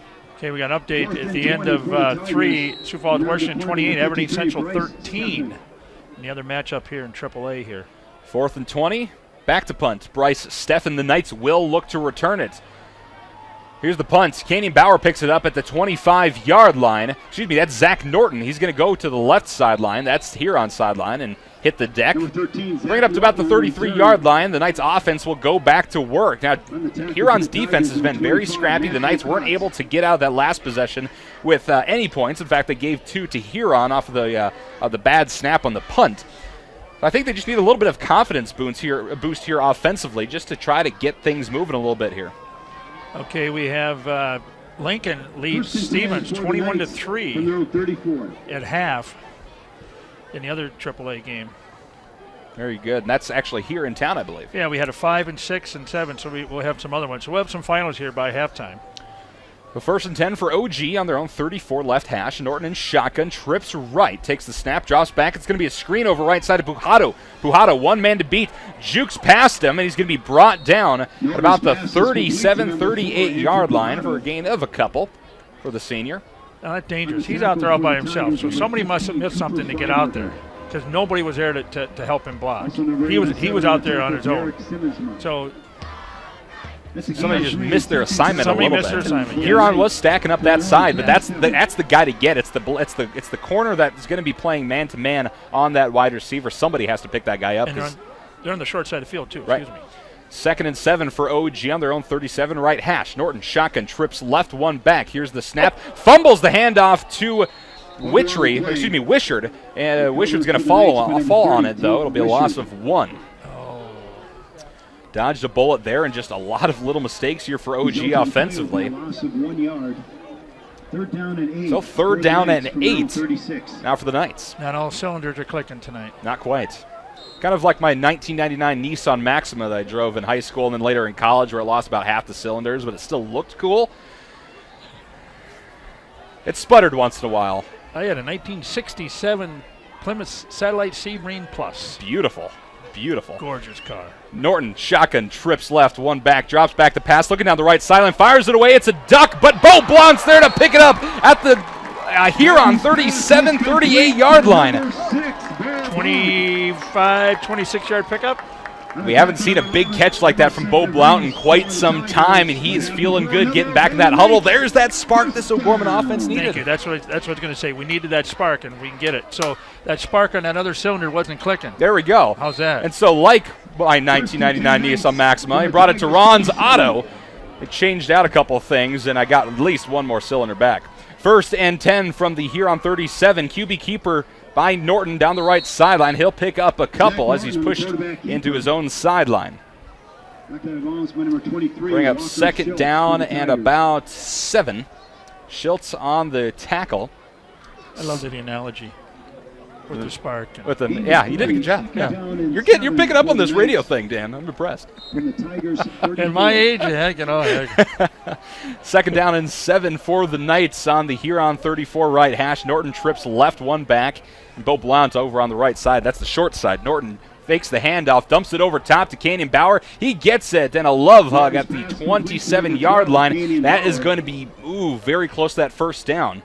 He's going to be short about he's okay. It's going to come down to the spot here. The middle judge was going to yard less, and the side judge came in and said, no, take it back. Yeah. So about 1 yard is needed on 3rd down for the Knights in the Huron 28. Ball in the middle of the field. Norton in shotgun as always.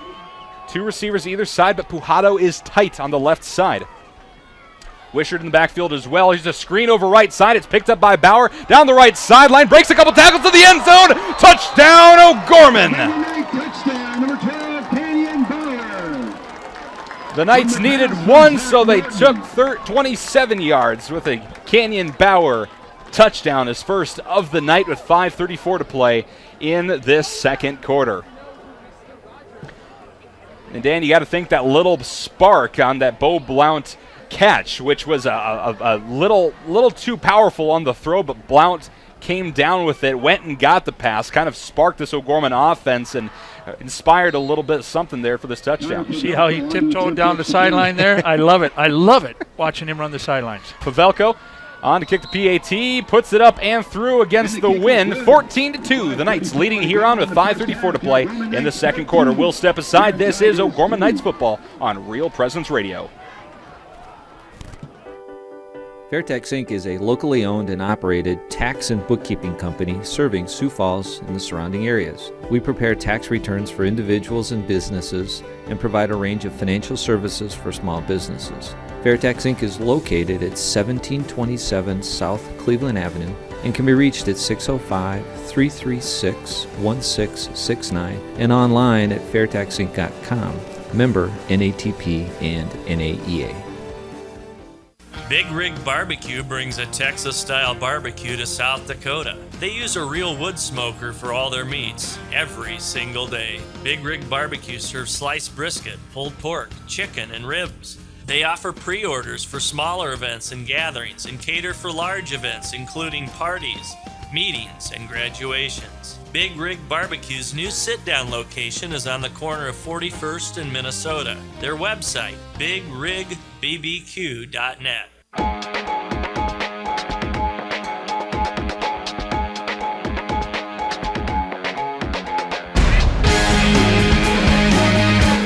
The Knights coming off of their second touchdown of the game. Kicking it away is Connor Pavelko into the wind. It's fielded about the 20-yard line, and it's not going to go much further there by Landon Hegg. Did you see? Hey, Caden Hackman, I'll tell you what.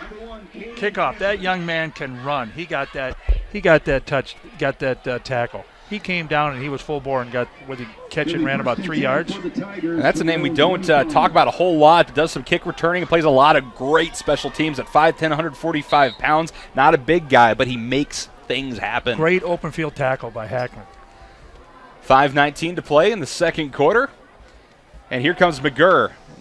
Drops back the pass, fires it down the left sideline, and it's going to be just behind his intended receiver looking for Kobe Bush. McGurr just not quite enough onion on that one. He does have the wind as well, but a flag back on the 50.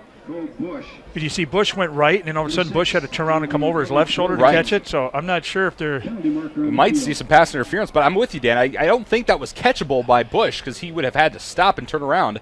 They're going to say pass interference on Huron. Excuse me. So when he turned around, did he push off? That's what I'm looking at the one hand. Okay, Aaron saw that. Aaron said, well, we'll watch the replay here in the west end zone. And, Bush did push the defender a little bit, and I think that was Pujato back there. Because he was coming over his right shoulder, and then he had to turn left. So, so he pushed him. So, good call. Excuse me. No, that would have been Bo Blount, actually, on the coverage there. So, we'll see. Offensive pass interference, number 10, 10-yard penalty, still first down. So 10-yard penalty there. 1st and 20 now for the Huron Tigers back on their own 25-yard line. You don't see that call too much in high school football. You don't? On the offense. Excuse me, 15-yard line. I apologize. I'm bad at math. McGurr in shotgun, trips left, one back as well. Here's the fake handoff. No, the handoff to Schillingstad. Sweeps around the right side, and he'll pick up about 5 or 6 yards on the carry. I tell you what, McGurr and Schlitz, not Schillingstad, that's Schlitz on the carry. They run that fake so well. I suppose maybe the credit goes to McGurr because on those play-action plays, they even throw me off, and the defense has to be biting somewhere. No. Running back, he got some. I like him. I'm not sure what he's. Schlitz, if they're looking at college, whatever, was he a senior? Junior. Junior. Yeah. We got another year with him. Yeah, Walker Schultz. Nice. Good football player. 2nd and 13. Wide receivers are tight on the Huron 22. Schultz in the backfield. McGurr looks to pass, fires it left side. It's going to be picked up by number 21, Landon Hegg, down the left sideline. There's a first down and then some. Pushed out of bounds at the Huron 36-yard line. And I tell you what, these Hegg brothers, they are a couple of great athletes. And like I mentioned earlier, one of 4 sets of identical twins on this Huron squad. Looks like Huron wants to speed it up a little bit on offense. They get up to the line and they're ready to go. 1st and 10 for Huron now on their own 39 left hash. Trips right, McGurr in shotgun, Schultz just behind him. Here's the snap. Schultz gets the handoff, dives left side, but he's going to be brought down right at the line of scrimmage. Sweeping in there and throwing him down was number 32, Evan Witry, 6'1", 210-pound senior. I tell you what, Widgery just has the build of a perfect middle linebacker. Stocky, strong upper body, strong arms, hits low, hits hard, but he moves around the field fast. That's right. He's very quick, and he knows where the ball is at. He reads the eyes. Excellent football player. A 2nd and 10 for Huron. 2 receivers either side, but in tight from the left hash. McGurr drops back to pass, heavy pressure, dumps it over top. It's going to be caught at about the 40-yard line by Blake Larson. He'll dive forward for a few more yards and a positive gain for the Tigers. You see that? He just kind of popped it. That gets a little scary. Yeah. The defensive linemen, they got to have their heads up there because they can also intercept it right there, because that's a very scary play on the offense. Well, when you had your front 3 plus a linebacker all crashing inside, going for the quarterback, it opens things up substantially. If somebody doesn't step up from the secondary or some of those linebackers don't stay home, that's a lot of free yards for that receiver. So 3rd down and 7 for Huron, their own 42. Wide receivers in tight. McGurr drops back to pass, kicks it left side. It's going to be picked up by Kobe Bush at about the 50-yard line, and that's enough for a Tigers first down. He knew right where to be. He was a yard past the first down marker. I kept hearing these receivers, they know where they need to be on the field. 3 minutes, 8 seconds to play in this second quarter here at McEnany Field. Knights leading 14-2 on senior night. Huron with a fresh set of downs at the 50-yard line on the left hash. McGurr, shotgun. Schultz behind him, trips right. Empty left. McGurr checks his armband, takes the snap, looks right, avoids the sack, and throws it into no man's land. I think maybe he was looking for Matthew Kotz, but way underthrew him. Who was in there in pressure? Stuckel? Yeah. CJ was in all over him. Came in there from the linebacker. 5'10", 165-pound senior, another great linebacker for OG. Just a strong guy, and definitely quicker than Evan Widgery. First year here at O'Gorman. Right. Kansas City transfer. I think St. Thomas More was the school he and his brother Sam went to. 2nd and 10 for Huron, still in the 50. Left hash, trips right. McGurr and shotgun, hands it off to Schultz, and he is going to be undercut at the legs, and he'll lose probably a yard here. Is that Schwab? I see. He's tripped up by number 21, whistles on the field. For the Knights. 7 was in on that, Schwab. Yeah, O'Gorman wants to take a timeout. 2:54 to play in the second quarter. Knights leading 14-2. We'll take a timeout as well. This is O'Gorman Knights football on Real Presence Radio. Jardine Construction is a general contractor of custom homes, remodeling, and commercial construction. Jardine Construction works in close cooperation with project owners and customers when developing a plan for a building or home. Jardine Construction has lots available in Sioux Falls, Hartford, and Humboldt. John can be reached at 605-231-0830 and Tom at 605-261-6174.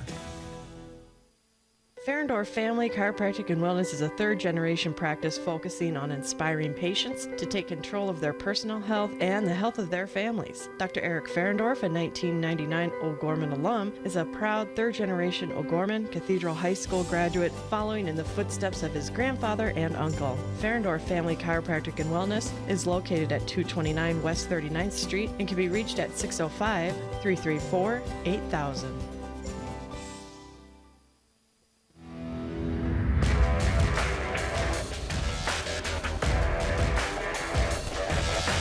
Third down and 11 for the Huron Tigers. 2:54 to play in the second quarter. Knights leading 14-2. Trips left for McGurr, drops back to pass, fires down left sideline, and it is caught by O'Gorman. Intercept. No, they're going to say he was out of bounds, scooping that out of the air. I think that was Pujato. I'd like to see that one again. We'll watch that back. It was almost tipped by... No, that was Zach Norton. Pujato almost swatted that one out of the air, but it was Zach Norton that came in and intercepted the ball, but out of bounds. They're not going to show it. So that'll bring a 4th down and 11, nonetheless, for OG. Norton will step back to return as Huron looks to punt. Bryce Steffen, the punter for the Huron Tigers, standing at the 35. It's a low snap. He gets it, punts it away. He's got plenty of height on it. Norton's able to field it at the 15, though. Brings it up right side, cuts back. And he'll be down about the 28-yard line. And Norton almost undercut his own teammates there when he cut back there. You could kind of see Evan Wittry holding his hands up like, I'm not touching him. I'm not it's not a block back. of the back. Nope. Smart football. You can't get flagged on that. Exactly. And Norton should have just kind of committed, gone down that right sideline, would have probably got him another 5 to 8 yards. He hesitated and stuff. 1st and 10 now for the O'Gorman Knights, 2:39 to play on the field, and it looks like it's getting just a little bit chilly down there. And while we have a chance, well, let's talk to the guy who's probably the coldest of all of us, Mr. Alex High. How you doing down there, sir? I am indeed cold. It is very cold down here. I was just checking my phone a little bit ago to see if the feels like temperature on the weather app has gone down. It's gone down 1 degree. It feels to me like it went down about 5 or so degrees. Back up to Dan and Michael. All right, Alex, thank you very much. 1st and 10. Norton fires it right side looking for Bo Blunt on the quick little button hook route, but fell incomplete. Bring up 2nd and 10 for OG. Now, remember, Alex, I got some cheaters for you for your hands if you need them. So. We have extra gloves. And, the hand warmers, I mean cheaters. You had extra gloves this whole time? Well, yeah, it's Sioux Falls. I mean.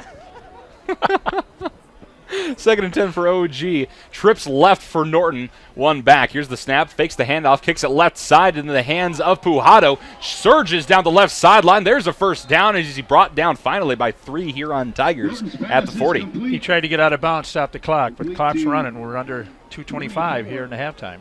14-2. The Knights leading and trying to put away another touchdown before half. They get the ball to start off the 3rd quarter, by the way, and once again could provide them a tactical advantage. Clock is stopped. The officials need to check something. Officials timeout on the field. By the way, coming up at halftime, we'll have the Knights halftime show sponsored by Knights of Columbus Insurance Field Agents. Jason Bell, Richard, and Heath Dickelman are also going to have the newest edition of Inside O'Gorman.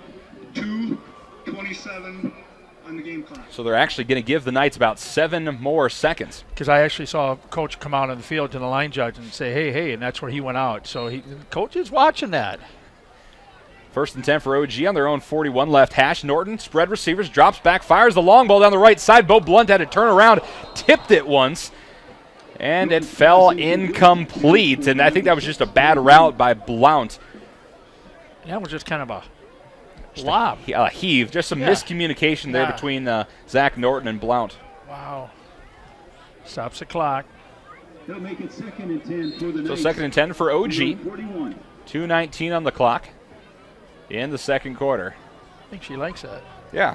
And lovely wife Erin sitting down here and watching football in front of us here. Not in the way at all either. Amazing. That's a good wife. Norton spread receivers, drops back, rolls out right side, looking for Canyon Bauer, who cuts back in, picks it up at the 37-yard line for the Knights' 1st down. You see he tried to do the bear crawl without the knees on the ground to keep. Oh, I love it. I love it. And just like that last pass, underthrown a little bit by Zach Norton, but Bauer is so quick and athletic, he was able to come back and get it. That forced him down to that bear crawl kind of position. Kind of caught it while he was falling. So what do we got? Clock's running up about 2 minutes ago. So you go for the corner? I'd say so. 1st and 10, now on the Huron 38-yard line, right hash. Spread receivers, Norton with one back, finds Canyon Bauer left side on the pass. There's the 1st down, a great block out there. I think that was, Jacob Bird, giving enough space for Canyon Bauer to pick up a healthy gain of about 15 yards on that pass. But you can't go too fast. You don't want to give Huron the ball back here. Exactly. So I think now it's a time. Okay, now you got the ball on the 21-yard line. You slow it down a little bit. You still got, 2 timeouts? We got 2. Right. I can't see the board. Yes, sir. Okay, 2 timeouts here, so you got plenty of time. You want to give them about 30 seconds left, if that. Right, you kind of get tactical with it. Yes. Working some of that run game, you still want to gain some yards, but trying to wear down that clock a bit. Norton trips right, screen of right side into the hands of Pujado. He's going to surge down the right flat. He's eventually pushed out of bounds. Just shy of out of bounds. That's actually Connor Pavelko on the catch, He'll be down at the 14-yard line for a gain of 7. Okay, coach is in talking to the official. Yes. I'm not sure what. 2nd 3, a timeout by O'Gorman, their 2nd of the half. And O'Gorman coach is talking to the officials just a little bit there. We'll step aside for just 30 seconds. This is O'Gorman Knights football on Real Presence Radio. Ferendorf Family Chiropractic and Wellness is a third-generation practice focusing on inspiring patients to take control of their personal health and the health of their families. Dr. Eric Ferendorf, a 1999 O'Gorman alum, is a proud third-generation O'Gorman Cathedral High School graduate following in the footsteps of his grandfather and uncle. Ferendorf Family Chiropractic and Wellness is located at 229 West 39th Street and can be reached at 605-334-8000.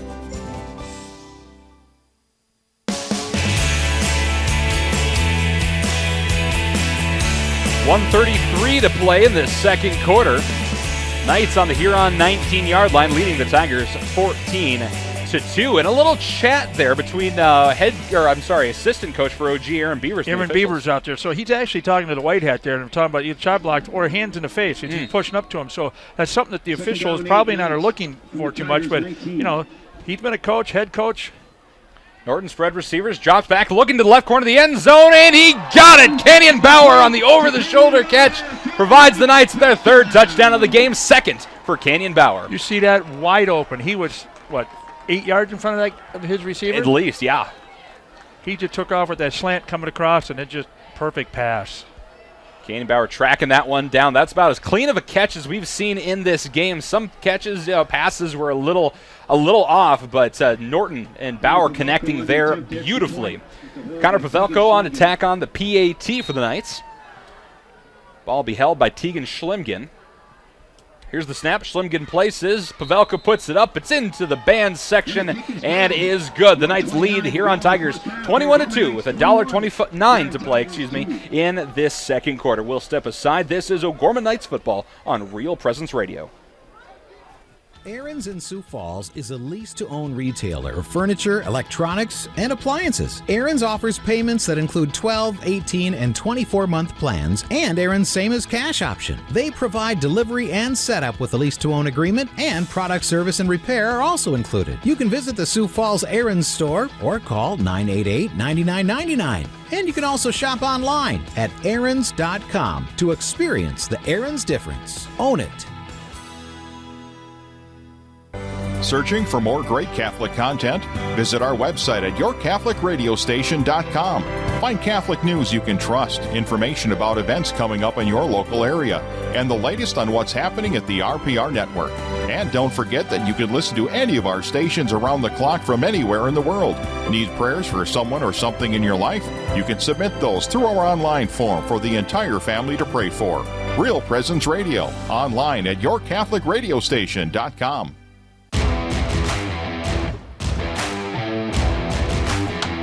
The Knights able to tack on their third touchdown just in time for half. Well, at least a minute 29 before half. And Connor Velko to kick it away into the wind. It's going to be fielded by Hayden Hegg at about the 15-yard line. He'll bring it up to about the 21. That's where Huron will go to work. Again, $1:24 to play now in the second quarter. Knights leading 21-2. Now, let's go down to Alex. Alex, what did you see? What do you think Beavers out there talking to the officials about? Oh, I could actually hear what they were talking about. They were discussing the clock. On the previous play, they thought the clock should have stopped because the runner was out of bounds. But the refs ruled him in bounds and ran the clock once they got the first down all set up.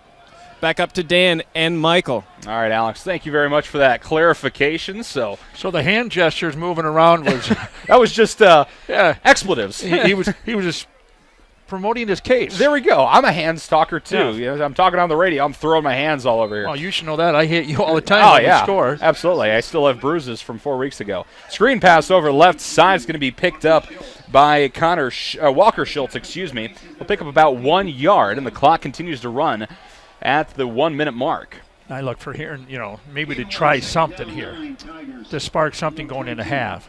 Well, O'Gorman now gets the ball in second half. So trips left for McGurr, one back. Nobody on the wide side. McGurr drops back to pass, though, fires it down the left sideline. It is going to be just muffed by Matthew Kotz. He had plenty of grass ahead of him, though. Bit of broke coverage there by the Knights. Oh, he'd have put some yardage on his right. Clock at 50 seconds brings up 3rd down and 9 for the Tigers. Back on their own 22-yard line, left hash. I wonder if they're wrapping the balls up on the side, if they're putting a towel, kind of keeping them a little warm or something. Can you? You can absolutely do that. In fact, Rochelle Lorette, back in the day when she was the athletic trainer for OG, wonderful woman, by the way, used to do that on the sidelines.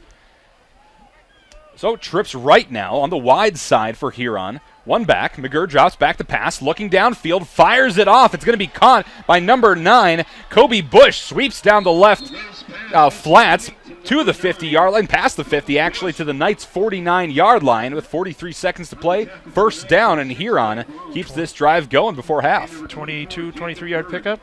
Or maybe a little bit more. Doing the math, yeah, about 28, 29 yards. Okay, clock's going to start when they put the ball in. So, here, we got a timeout, Mike.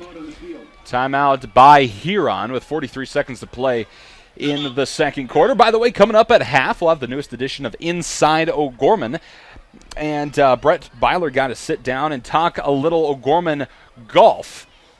Right. No, tennis. Golf. Tennis, excuse me. With Don Barnes. Tennis with Don Barnes. My apologies. Golf was last week, wasn't it? There's so many sports going on here in the fall for O'Gorman. I get them all mixed up. How many years has Don been the coach of the tennis team? 20? A long time. Back in the 70s, actually, he was still coaching, wasn't he? You talk about tennis coach extraordinaire, Don Barnes. There we go. So that's coming up, newest edition of Inside O'Gorman at halftime. And, of course, at half, we'll break down everything we saw in the first half with the Knights Halftime Show, sponsored by your Knights of Columbus Insurance Field Agents, Jason Bell-Richard and Heath Dickelman. We're also going to break into a gift that was given to us by Aiden Thomas's mom. Emily Thomas. We talked last week how Aiden Thomas loves his mom's waffles, and we said to ourselves on air how much it would be. And she was listening.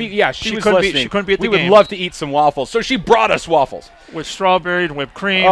Folks, if we're not back after halftime, It's a waffle coma. Yeah. McGurr, spread receivers, drops back to pass, fires it to the middle of the field. It's going to be caught, then immediately dropped at the 45-yard line. That was number 15, Cooper Freiberger. Bring up second down and 10 for the Tigers. Ball on the Knights, 49. But that stops the clock. That's what the Knights didn't want. We want that clock to keep going here because that gives them now second and 10, 39 seconds. So McGurr in shotgun as the team checks their armbands, trips right, one back, and it looks like that's number 21, Landon Hegg. Look how Bird's playing safety way back.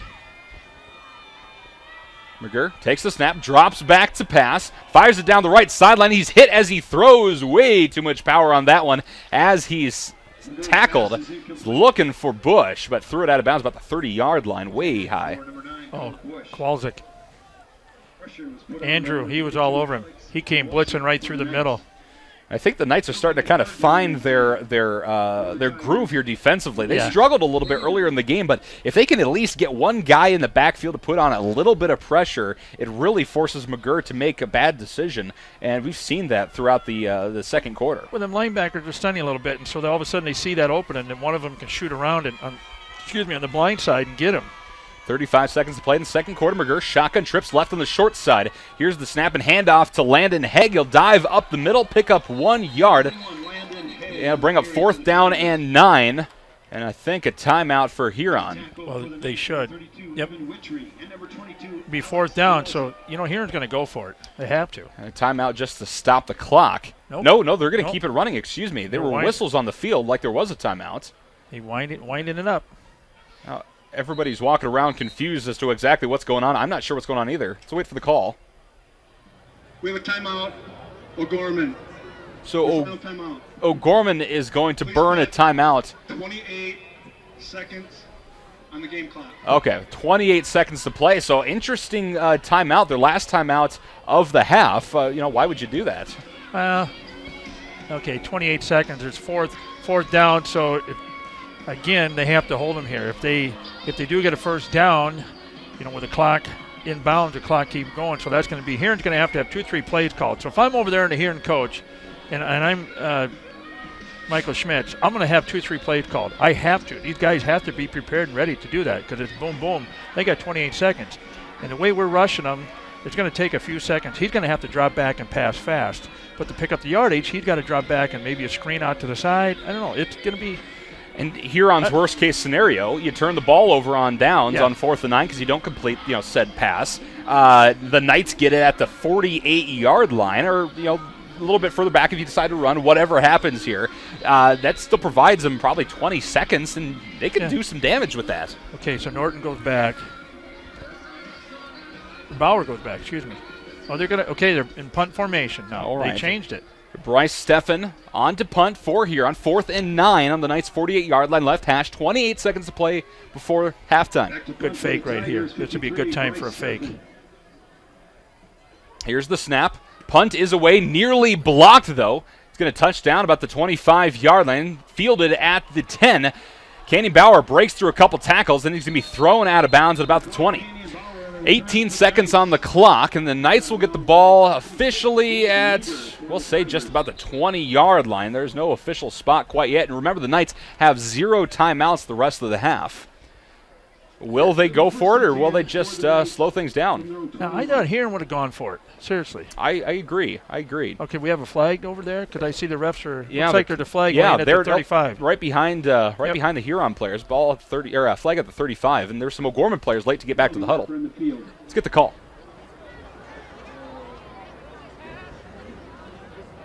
Holding. Looks like holding on OG. So I'll take it back 10 yards from the 20 back to the 10. Holding. Receiving team. Number 6. 10-yard penalty. First down.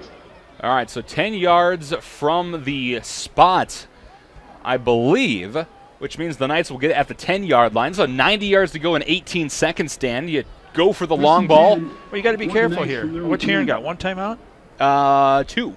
2. Huron got 2. Okay, so that's. So here comes Zach Norton, spread receivers, takes the snap, keeps himself, sweeps around the left side. He's going to be thrown down at about the 13, 14-yard line. And the clock will probably just run out from there at 6-5. They're going to try to get one more in, putting everybody in place. 2 and 1. The ball's not snapped. There's the whistle. And after one half of play, the O'Gorman Knights lead the Huron Tigers 21-2. We'll step aside, and when we come back, we'll have the Knights halftime show, sponsored by your Knights of Columbus Insurance field agents, Jason Bell-Richard and Heath Dickelman. That's on the way right here on Real Presence Radio. You're listening to the RPR Network. FM 94.5, KGWD Sioux Falls, and FM 91.3, KSTJ Hartford. Real Presence Radio, your family of faith and hope. Need repairs on gas pumps, tanks, and air compressors? Sioux Equipment Company can help. They serve Sioux Falls and the surrounding areas. Sioux Equipment Company also offers services for lifts, signs, decals, and tank truck equipment. Sioux Equipment Company at 605-334-1653 is a supporter of O'Gorman Knights athletics and activities. Real Presence Live. This is Nathan Sather, your host for the next Real Presence Live, Tuesday morning from 9 to 11 Central. We'll hear from Angela Gross, a local teacher at St. Joseph's School in Moorhead, Minnesota, about the special reward she recently received and what it means to her. Then October marks the month dedicated to the Most Holy Rosary. We'll visit with Bishop Lavore of the Diocese of New Ulm about why we dedicate an entire month to this devotion. And can praying the Rosary really be attributed to some military victories? All this Tuesday, 9 to 11 Central. Do you have daily pain and discomfort that includes headaches, neck and back pain, and arm and leg numbness? Dr. Mark Hagan with Hagan Chiropractic Clinic provides gentle adjusting, x-ray evaluation, rehabilitation, and massage therapy to treat these symptoms. Hagan Chiropractic Clinic is located on 14th and Cliff, 6 blocks north of Avera Hospital. Hi, this is Dr. Mark Hagan with Hagan Chiropractic Clinic. Don't say ouch, call me at 361-OUCH. Your family is depending on you. Your family is looking to you to make sure they're safe, protected, and taken care of. Knights of Columbus Insurance offers the protection they need, whether it's term life or whole life, long-term care insurance, disability income insurance, annuities, retirement planning, estate planning, or insurance analysis. Please call Jason Bell-Richard at 605-305-0736 or Heath Dickelman at 605-351-7978. Knights of Columbus Insurance.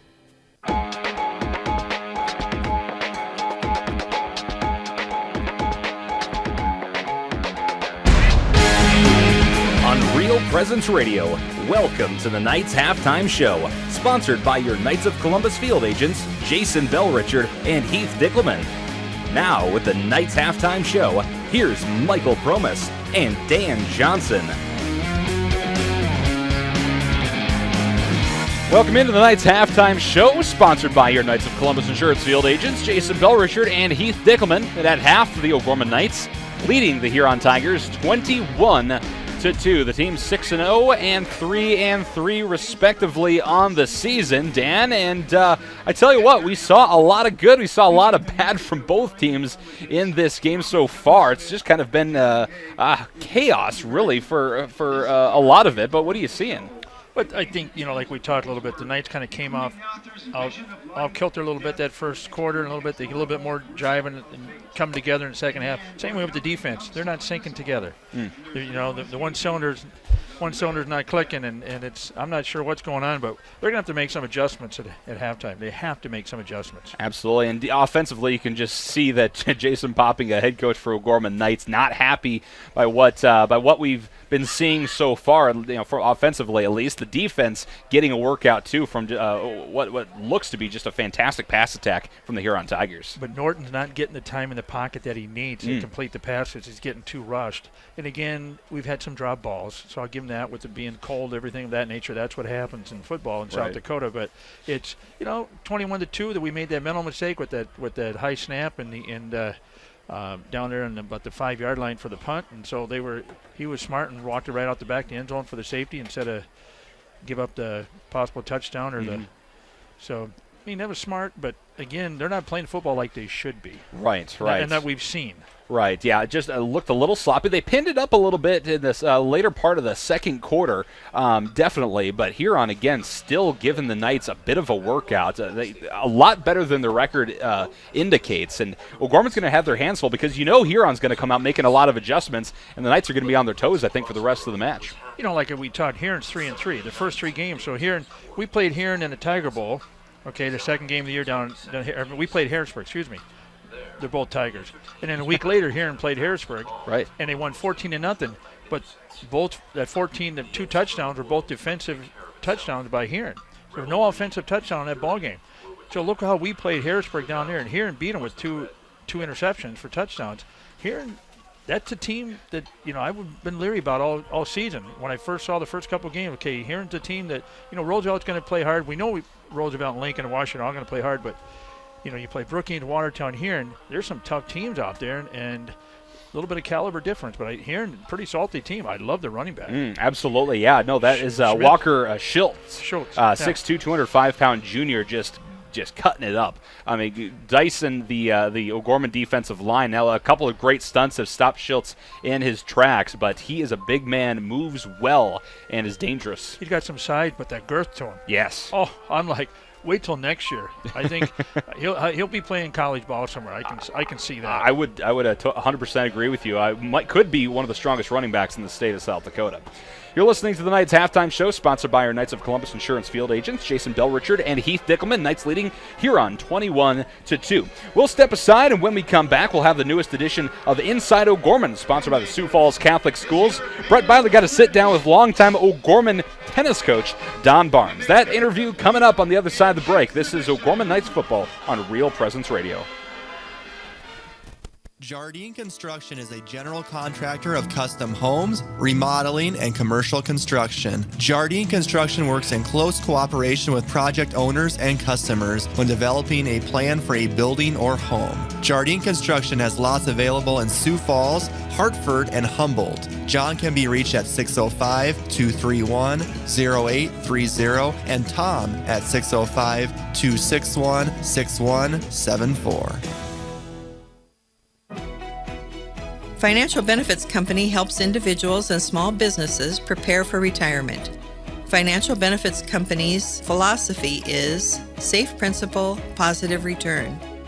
You can reach John Fritsch at 605-334-8086 and on the web at fbcjf.com.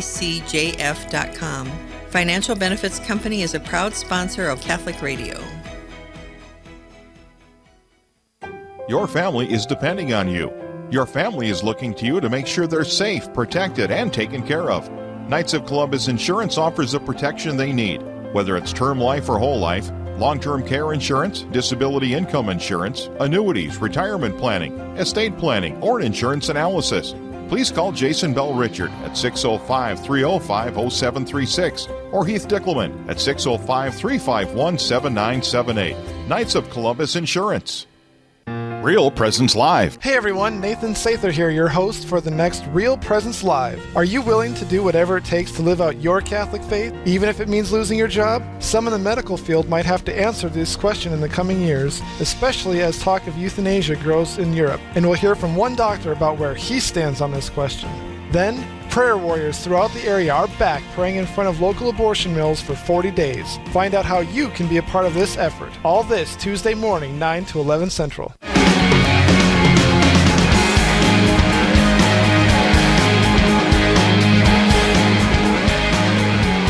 Welcome back to Inside O'Gorman, sponsored by the Sioux Falls Catholic Schools. I'm now joined by O'Gorman girls tennis coach Don Barnes. Coach, your team brought pretty much back your entire team from last year's state runner-up to Lincoln. You finished this regular season with an 18-3 record. Regular season concluded this past Saturday. You also won the Metro title. First off, talk about how happy are you with the consistency of your team's play this season? And do you feel like as a group they're playing their best tennis as you get ready for the state tournament? Yeah, I think we're playing our best tennis. We've had some ups and downs throughout the year. We've had multiple changes in the lineup. We've all kind of settled in the last probably 3 weeks and got comfortable in our positions. We feel pretty good about our team. Everybody's playing well, and we're looking forward to the state. Danielle Sabata is a senior for you now, Coach. It's hard to believe she's already a senior. Has won the singles #1 title the last 3 years. Also a part of the doubles #1 title the last 3 years. Going for the 4th straight title in each this weekend. Can you just put into perspective how hard that is to do what she's done in her career at O'Gorman? And in your opinion, just talk about her growth as a freshman when you first had her all the way to her senior year right now and what makes her special. Well, I think what makes her very good is the fact that she's very patient. She understands her game. She's not one that's going to impress you with how hard she hits the ball. Although she can hit it hard, she's very, very consistent. She plays actually every point, and that's pretty hard to find in a tennis player. Probably it's just her shot-making ability, and she's got super quickness as well. Maddie Wynn, Coach, is your other senior girl, and she's been a top 6 varsity player for you since her freshman year, all the way from 6 singles, now up to 2 singles, where she finished second last year to Ava Leonard from Lincoln. Her and Danielle also won the doubles #1 title last year. Talk about what's been like for you to coach Maddie these past 4 years. What are your expectations for her going to her final state tournament this weekend? I don't know what it is. Maybe it's the water that everybody drinks. Flight 2 seems to be about as tough, almost the first flight, and there's a lot of competition in there. And Maddie's had some ups and downs. There's some good players in that bracket, and she's had a good year. Last year in the state tournament, she came in and made it all the way to the finals with Flight 2, and Maddie is Maddie. She shows up for the parade, and she'll be ready to go. Let's talk about the other girls on your roster. We just talked about your 2 seniors and Danielle and Maddie. Talk about your other players that will round out your roster at the state tournament this year, and Rima, Maya, Sage, Grace, and Ella Bernard. To win a state tournament, you need contributions for everyone. So how key will their performances be from 3 to 6 in singles and then 2 through 3 in doubles? Well, it'll be very key. I mean, you're right. Danielle and Maddie can't win this by themselves, and it takes a team effort. And so we got 2 sister combinations, Rima and Maya Jamoose, that play 3 and 4 singles. Then we got Ella Bernard that plays 2 doubles, and her sister Sage, who plays 5 singles. Then we got Grace Abdallah rounding out the team. It took some time to get everybody sorted out in the right positions, and we feel that we've got that completed or done at this point. Those girls have been playing pretty good for the last 3 weeks, and we're happy with it. As we know, Coach, the tennis season is quite the grind. A lot of matches starting all the way back on August 14th and going to early October. Talk about how your girls are doing health-wise right now as they get ready for the state tournament. That's always the question. You know, sometimes, in tennis, a girl can walk across the court and pull a muscle or ACL. You never know. And then you got the other health situations with colds, flu. We've had plenty of that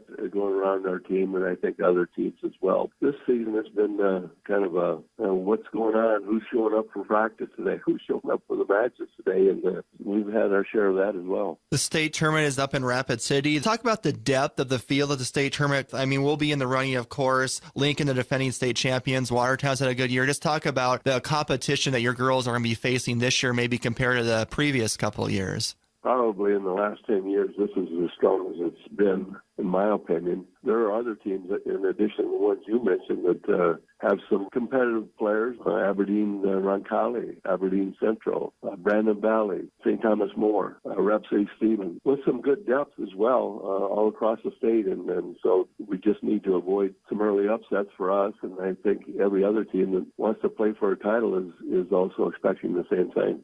Finally, Coach, what will your message be to your girls before the state tourney starts? Looking at your roster, most of those girls you have right now have at least competed once in the state tournament. A few of the girls have competed multiple years. Do you think having some of that experience will help going into the state tournament for a few of your girls compared to ones that haven't played there before? Well, I think so. I hope so. I could just say, I think once we hit the courts, you have to kind of walk out there like you own the place and be very confident, maybe even a bit of a swagger and just let your game do the talking. Allow yourself to play your best tennis at that time. As my wife always says, leave the nerves at home. Thank you so much again for your time, Coach Barnes, and good luck to you and your girls at the state tennis tournament this weekend. All right, thank you. That was Brett Byler with longtime O'Gorman tennis coach Don Barnes, and another successful season so far for the O'Gorman Knights as far as tennis goes. Of course, you've heard all about it there. Lots of great things going on for sports at O'Gorman, one of the many there with the tennis program. He's done a great job for a number of years, and just great to hear from him there. So 5 of the 6 OG girls have made it through the semifinals, so we're on our way. And that's wonderful. They're all in Rapid City, I'm not sure. Is Rapid City a little colder right now, or they're getting snow? Okay, yeah. So they might be moving that indoors. Yeah, I'd say so. When it comes out, they got to look at the student safety, and I'm sure they will. That's number one. Absolutely. So, yeah. I mean, snow and tennis usually don't match. I never played, but I usually imagine how that goes.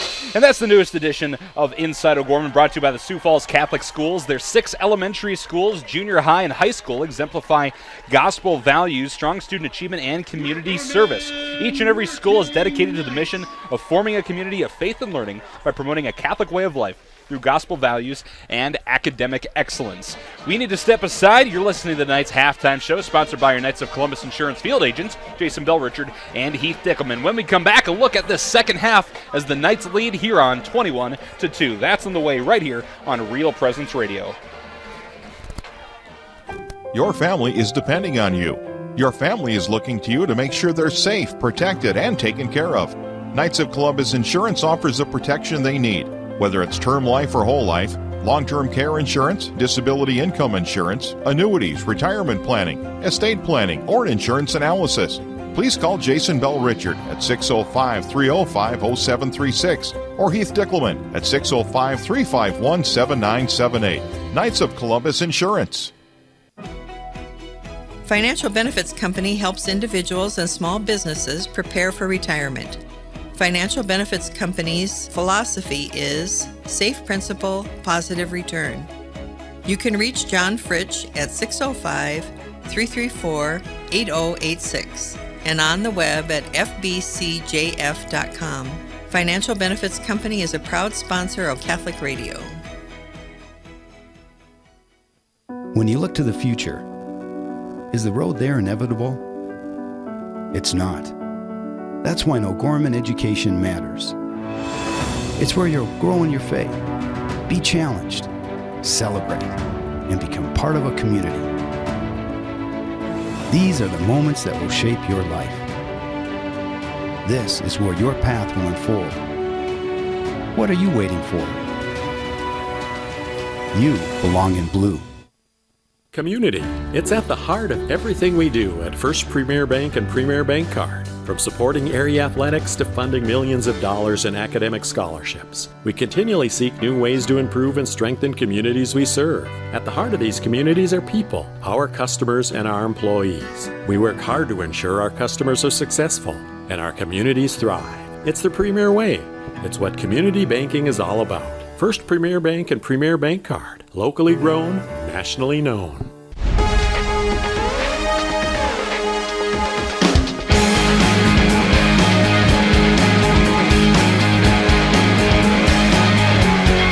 Welcome back into the Knights halftime show, sponsored by your Knights of Columbus Insurance Field agents, Jason Bell-Richard and Heath Deckelman. The Knights leading here on 21-2 at half. And, well, Dan, you have a little announcement here, and we have some scores to go through, and then we have another subject to address. But go ahead there, Dan. So next week, Sioux Falls plays Rapid City Stevens out there, or O'Gorman plays Rapid City Stevens next Friday night in Rapid City. So if you like to go, they're going to get a fan bus to Rapid City next Friday. There's still a few seats open. You need to call Dawn at 941-2471, 941-2471. Ask for Dawn. You get your name on the list and get on the bus and support the Knights out in Rapid City next Friday night. And that is a great deal. We're actually able to get on the bus as well, which saves us a lot of time and headache and stress and all that. So you can hang out with us on the bus, you know, going out there. But it's a really sweet deal. I can't go.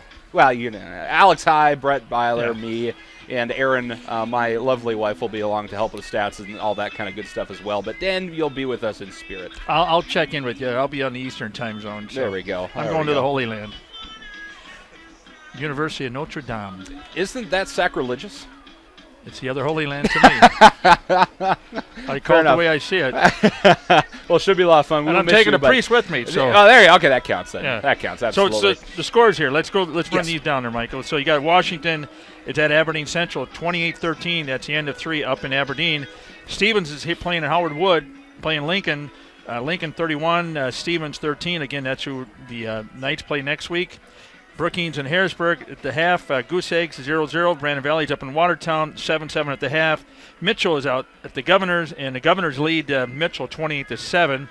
And then Yankton is out to Sturgis, and they're up 35-28 in the second. And Roosevelt is at Rapid City, and that will be a late start. So that's your scoreboard. A couple things coming up here. State tennis tomorrow. Again, we talked about the Rapid City State softball tournament in Sherman Park here. O'Gorman is defending state champs. They're seeded number 7. Also, that's tomorrow. Marching band is tomorrow at Howard Wood, 6:30 tomorrow night. Festival band downtown Sioux Falls. Volleyball down at Iowa Western Christian Invite, in ranked number 1 in AA. Girls soccer playoffs, quarterfinals. You want to hear their night.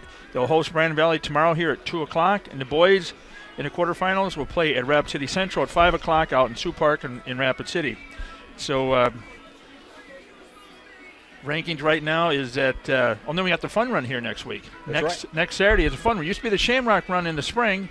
Now they changed, moved to the fall into a fun run. So if you really want to get in tonight, you can call Betsy Weber up at the Sioux Falls Catholic School office to get registered. I think there's still some openings. I think you can still get in maybe by Monday.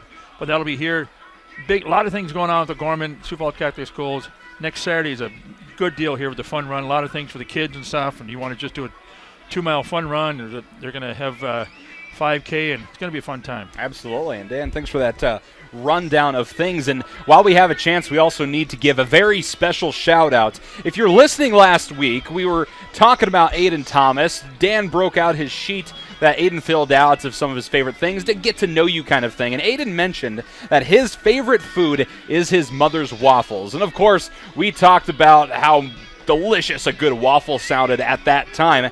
And so his mother, Emily Thomas, heard us loud and clear while we were broadcasting and brought us waffles to this game that we just destroyed now, during not just halftime. Waffles. I mean, you got the strawberries. Oh. We had whipped cream with the powdered sugar.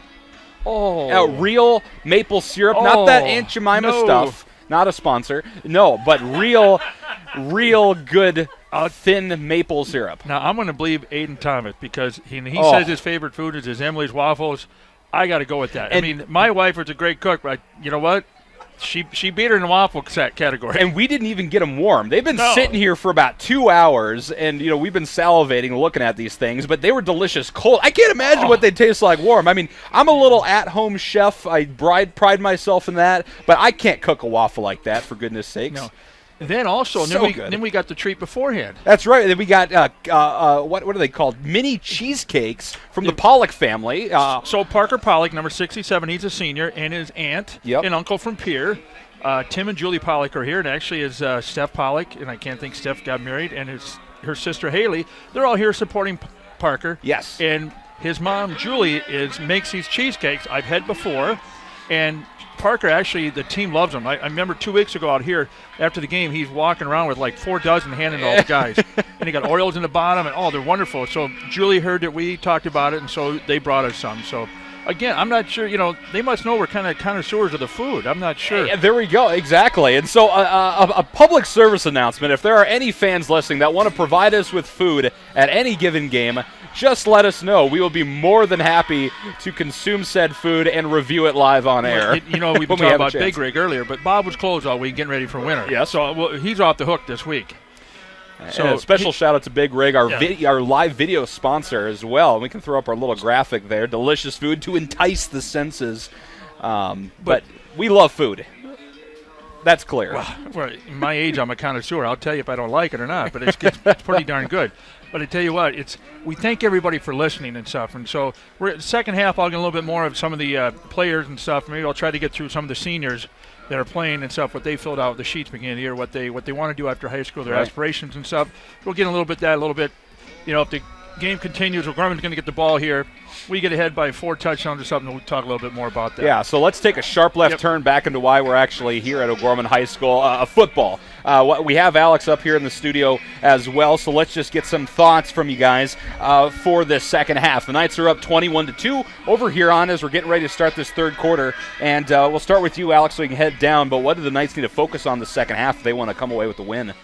Well, the selfish part of me wants both teams to run the ball the entirety of the second half so I can get out of the cold. But I really think O'Gorman, they need to get their poop in a group because Huron's a good team. They got a lot of talent, and if we're not careful, they're going to step up and take the game over. A couple of mistakes, and they'd be right. I mean, yes. But, you get up there 21-9, they're 2 scores down, they're back in it. So this is no cakewalk here, folks. Absolutely, and O'Gorman will be receiving. And Alex, thank you very much. Good luck down there. If you need anything, I don't have any more coats, so I apologize. O'Gorman will be receiving to start this third quarter, and they will be playing into the wind, which in the third quarter, that is, which is a benefit for them, which means fourth quarter they get the wind at their back if they need a little bit of encouragement. Huron's then going to be kicking with the wind, moving from right to left. The Knights moving from left to right. I'm Michael Promise alongside Dan Johnson, Alex High on the sideline, Brett Byler up here as well, and my lovely wife Erin making us preparing the waffles. But anyway, we appreciate you listening here on 91.5 or 91.3 FM, 94.5 FM in Hartford and Sioux Falls respectively, online at yourcatholicradiostation.com, on our mobile app, and also on YouTube. You can find the video stream with the audio by searching Real Presence Radio Sioux Falls. We appreciate everybody listening on this cold, blustery night of September at McEnany Field. But I hope you're enjoying the football game as much as we are. But no, like Michael just said, thank you for listening. We appreciate you listening to RPR, and it's wonderful to have you and support this ministry of RPR, so we can also give you O'Gorman sports and performing arts and entice our kids and show off our students at O'Gorman, Sioux Falls Catholic Schools. What better way than RPR? And a lot to be proud of here at O'Gorman High School. We volunteer our time to bring you these games because we believe in it. And if you feel the need to or feel called to donate financially or with your time, feel free to go to yourcatholicradiostation.com. You can make a donation there. Otherwise, you can go to the About Us section. You can call in some support as well. Anything that you can provide always helps keep us on air and allows us to bring you these O'Gorman games. All right, everything's all lined up, and we're ready to start this second half of play. Here's the kick, and back to return for OG is... looks like that is Bo Blunt. He brings it past the 50. He's got nobody ahead of him down the right sideline past the 20, 10, and touchdown. Bo Blunt returns it for a touchdown, but a flag back at the O'Gorman 30. I think we're going to block in the back. We'll be coming back. The white hat is waving his arms in the air. I think you're right. That always happens. That was Bo Blount. I apologize, a little late on that call, but Blount usually doesn't return these kicks and threw me off for a second there. We'll see what the official call is. Who's it on? Waiting for the call from the official still. Holding on OG is what they're saying, so yeah, this one is coming back. Get some audio here to get an explanation. Maybe not. Looks like it'll be a spot of the foul penalty from the 30, which means the Knights will get it at the 20-yard line, so all that build-up and anticipation is for naught.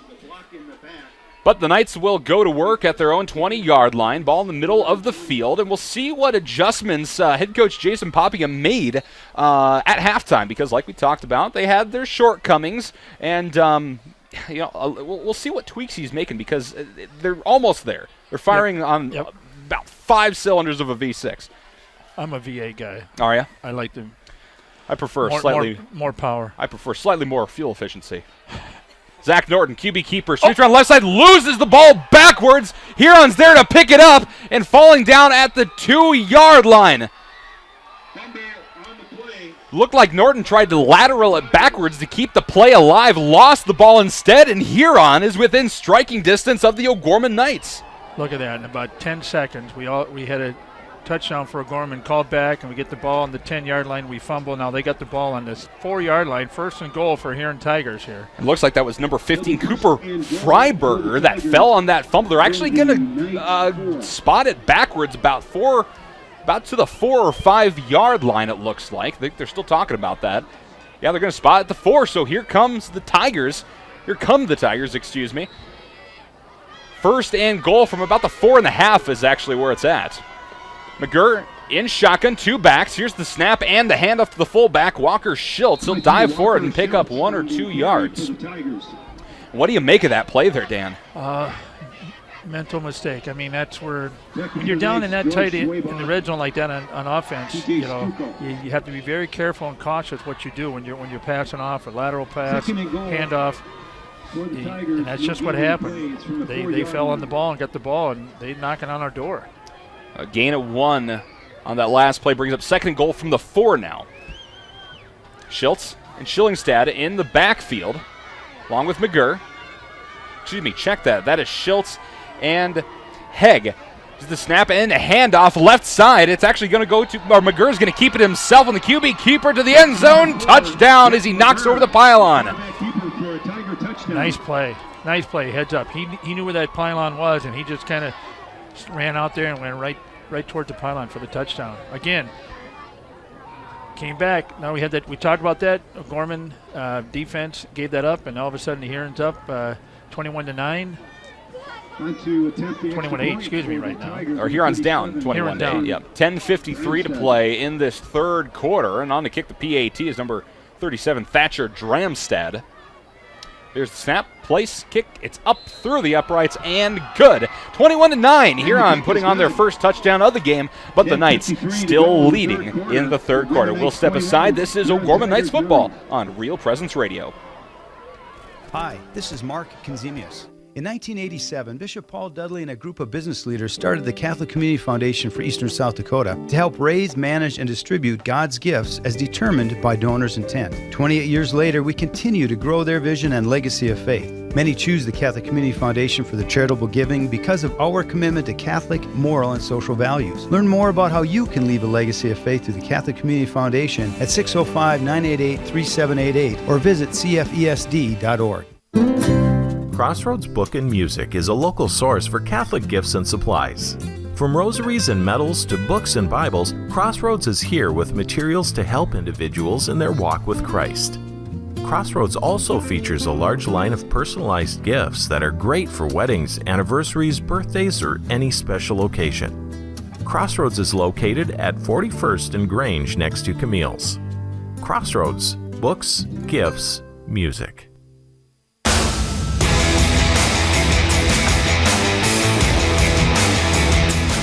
Well, 13-point swing for the O'Gorman Knights.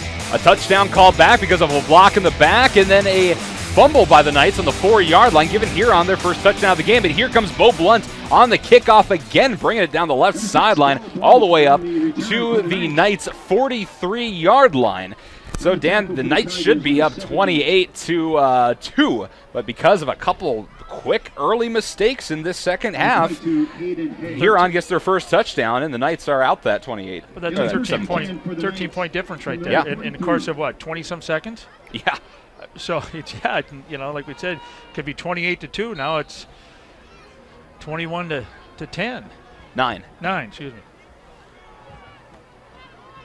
So 1st and 10 for OG. They actually spotted the ball at the 43-yard line, left hash. And Zach Norton will go back to work. Remember, fumbled the ball on the last play. It was a QB keeper. Trips right, though. Looks to pass. No, he's pressured. He's going to scramble. Moves around left side. Keeps it himself. Tucks it. There's a first down down the left sideline. Cuts back inside. He's brought down, but in Tiger territory. See how that was broken up? He was rushed. The offensive line got to control that.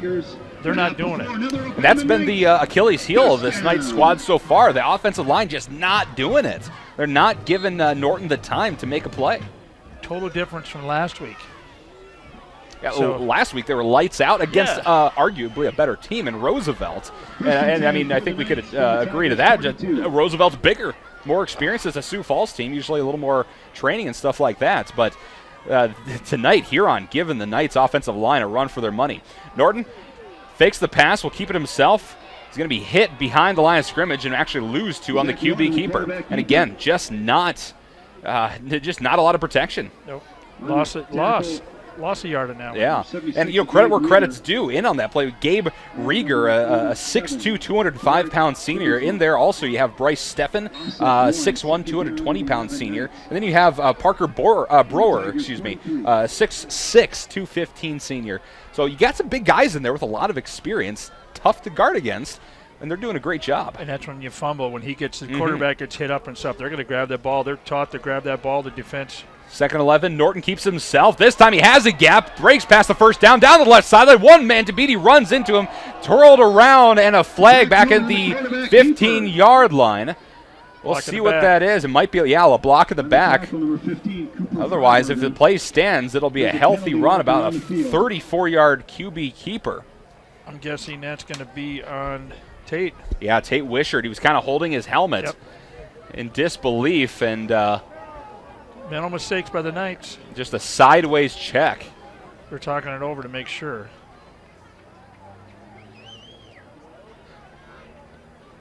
And actually, no, check that. I think that's going to be on Andrew Pujato looking at the instant replay there.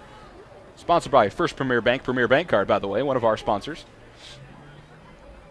And he just kind of checked him sideways. The coaches always teach the players, if you can't see the whites of your eyes, don't hit them. Pujato couldn't see the whites of his eyes, and they're going to bring this one back. It'll be a 10-yard penalty from the spot of the foul. Yep. It's the official call here. No audio, just the motion. So, block in the back. Personal foul against the Knights. So, first down. Okay, they're spotted at the 31. The foul occurred at about the 21-yard line. Back 1st and 10 for the Knights on the Huron 31 left hash. There we are. We're up to speed. But at least we got a first down. Yes, sir. Zach Norton in shotgun, offset eye to his right. 2 receivers to his right, 1 to his left. Flags fly. I think we're going to get some offsides on that defense. 2 guys jumped on that left side.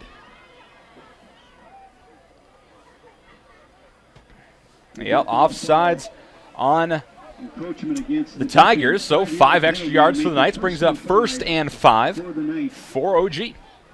Ball now on the Huron 26. We need to check his battery. He's not.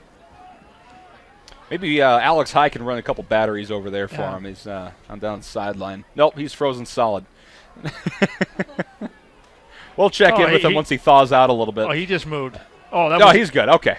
The wind pushed him there. Here we go. Zach Norton in shotgun. Offset eye to his right. 2 receivers to his right. 1 to his left. Drops back to pass. Looking left. Fires the long ball down the left sideline. Canyon Bauer reaches up. It's going to fall incomplete. Canyon Bauer tried to jump over top of his defender. Just underthrown a little bit, forcing Canyon to try to come back. And, of course, you can't do that when somebody's in your way. That ball could have been intercepted. Yes, very, very close to being intercepted. Back on the coverage, it looked like that was Matthew Kotz and Hayden Hegg. Okay, 2nd and 6. Ball still on the Huron 26. Shouldn't be 3rd. Left hash. Shouldn't be 3rd. Oh, 2nd and 5. 2nd 5. Trips, or excuse me, 2 to the right, 1 to the left for receivers, offset eye. Norton takes the snap. He's rushed, throws it down this right flats, and that's going to be pass interference as looks like Jacob Bird jumped up for it at the 5-yard line, and he was hit before he could make a play on the ball by number 11, Emerson DeVries. Or Emerson, excuse me. And 15 was there too. Yeah, that was Cooper Freiberger, excuse me. We'll see where they spot this one. Again, the foul took place at the 5-yard line. Spot is on the 26. I think they're just going to say 10 or 15 yards. 15. Oh, there we have battery. Defense, number 15, be half a distance to the goal, spotted on the 13-yard line, first down. There we go. So the Knights earn a fresh set of downs off the pass interference from Huron. And we'll be staring down the barrel at the 13. Alex, good job getting that battery out to him. See, this is why we pay him the big bucks. Yeah. I'm kidding. He doesn't get paid for this either. He is talking to Dwight the Knight a little bit there. Maybe slightly breaking the veil that is the mascot. There's a football, and Alex is playing football on the sideline. Anyway, 1st and 10 from the 13. Norton drops back the pass with spread receivers. Heavy pressure as he rolls out right side. Fires it into the end zone. It's nearly picked off. Looking for Bo Blunt, but getting in on that was Cooper Freiberger, excuse me. But again, he was too rushed. Yes. He didn't have the time he needed to set up, and he was looking for his first receiver. He went to the second. I mean, he was rushed, and so he didn't want to get rid of it. Didn't want to get sacked. Here we are, 2nd down on the 13-yard line. That was Benjamin Walton on the pressure, by the way, coming around that right end and, forcing Norton all the way out to the flats. He was back here with the 25. He was way back. I mean, that had been a loss of 10, 11 yards. Not good, so. 2nd and 10 for the Knights, still on the 13, left hash. Norton, 2 receivers to his right, 1 to his left, and actually a wing back to the right side. I think that's Pujado. And he has Tate Wishart to his left. Here's the snap, fakes to Wishart, rolls out left, heavy pressure, throws it. It's completed at about the 6-7-yard line on the far side of the field. And it looks like that was Pujado, yes. A good stand-up tackle. As soon as Pujado caught that, boom. We're going to spot the ball at the 7-yard line. We'll bring up 3rd down and 3 for OG. So the first down would be to the 3-yard line, right? Yeah. Ball on the 8-yard line, left hash. Norton, 2 receivers spread out to his right, 1 tight to his left. 2 tight to his left and 1 back. It's Tate Wishart standing to Norton's left. Huron playing tight, showing blitz. Norton keeps himself, looks to be a QB keeper, moves upfield. He's going to be hit at the line of scrimmage, and that will be a gain of maybe a yard if he's lucky. You see, Coach, what was that? So they're missing their block. I mean, I tell you, the Huron defense is keeping them off guard. I mean, they're just getting in there. 4th down and 3 for the Knights, and they're looking like they might want to go for it. Ball spotted on the Huron 6-yard line. For the Knights from the Tigers 6.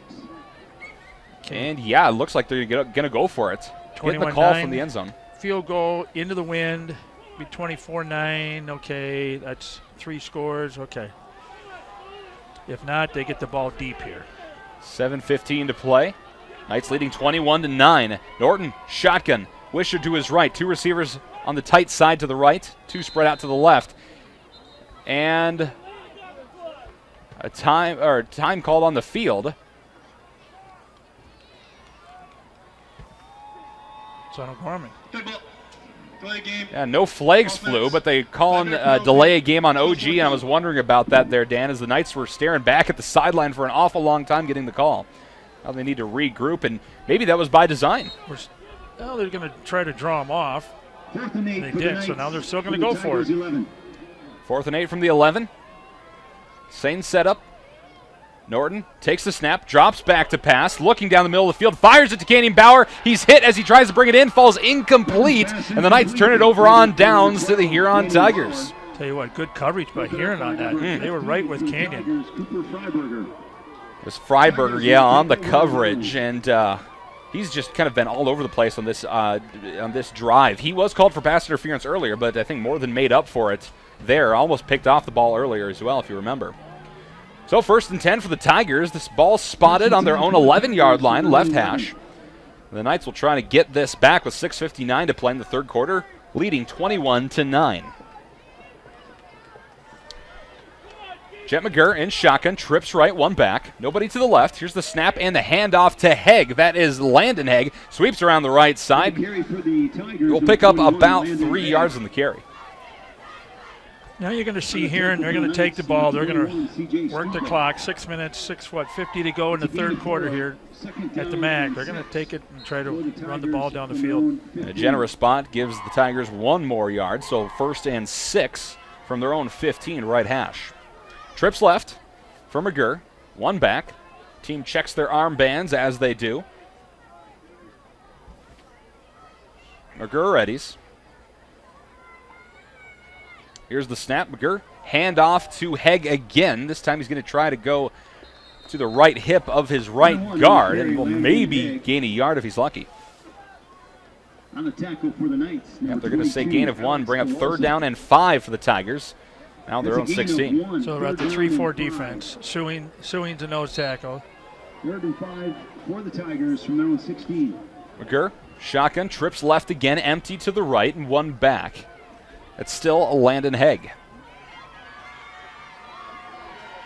McGurr takes the snap, drops back to pass, looking left, fires it away, is able to find Bush at the 25-yard line. He'll bring it up to about the 32. That's a Tigers first down. It's Kobe Bush, his 4th grab of the game, and he's been a dangerous receiver for these Tigers.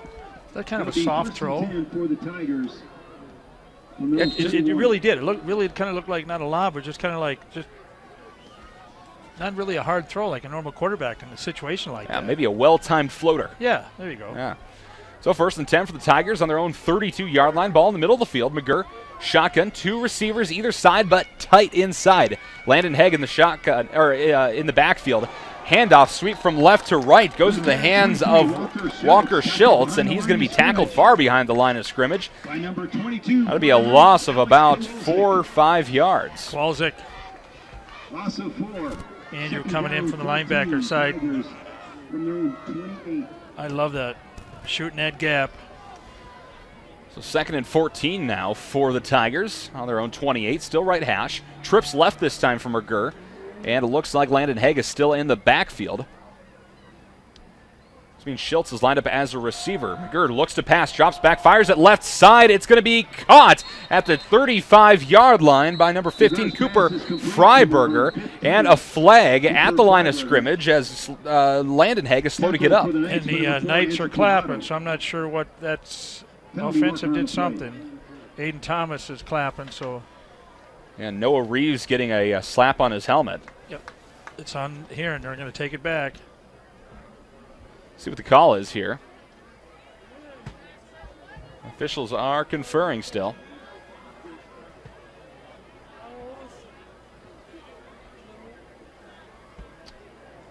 Here's the call. After the play, dead ball, personal foul, offense. Number 76, 15-yard penalty, 3rd down. That was number 76, Gabe Rieger, with the personal foul, and that's going to cost his team dearly. And that was afterward fact. Yes. So, I mean, a little extracurricular activity going on down there. So, I mean, they're getting a little hungry. So. And that was away from the ball, yeah. too. And as a coach, I mean, it's unnecessary. You don't need that. And that's where that mental game comes into it with football. You got to be aggressive, but you got to be composed. 3rd and a country mile. That's 23 on the Huron 19 left hash. Trips right for McGurr, 1 back. It's Landon Hegg. McGurr takes a snap, drops back, looking right side, getting pressure, rolling out left side, throws it away. as he's rushed by Noah Reeves. There's nobody really in that area, but no flag for intentional grounding. Thank you. That's what I was looking for. I'm like, there's no flag for that? We got a hurt player limping around 62. Yeah, that's Parker Brower, the 6'6", 215-pound senior.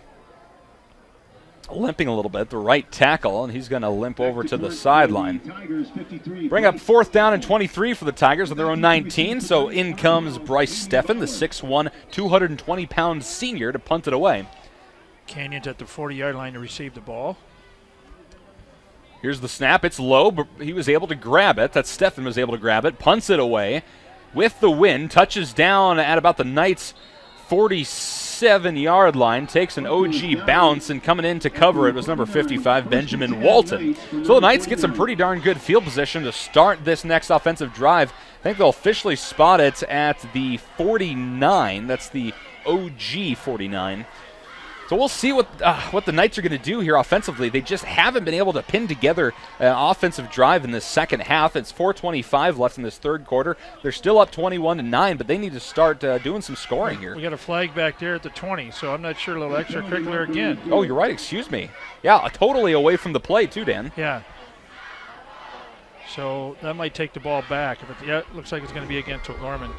Zebra's talking about things over at the Huron 20-yard line. We'll wait for the call. Holding. Receiving team, number 6, 10-yard penalty, first down. So 10 yards back from the ball, the spot of the ball, so that'll go back to about the 39-yard line, that is. Still not bad field position, though, for OG.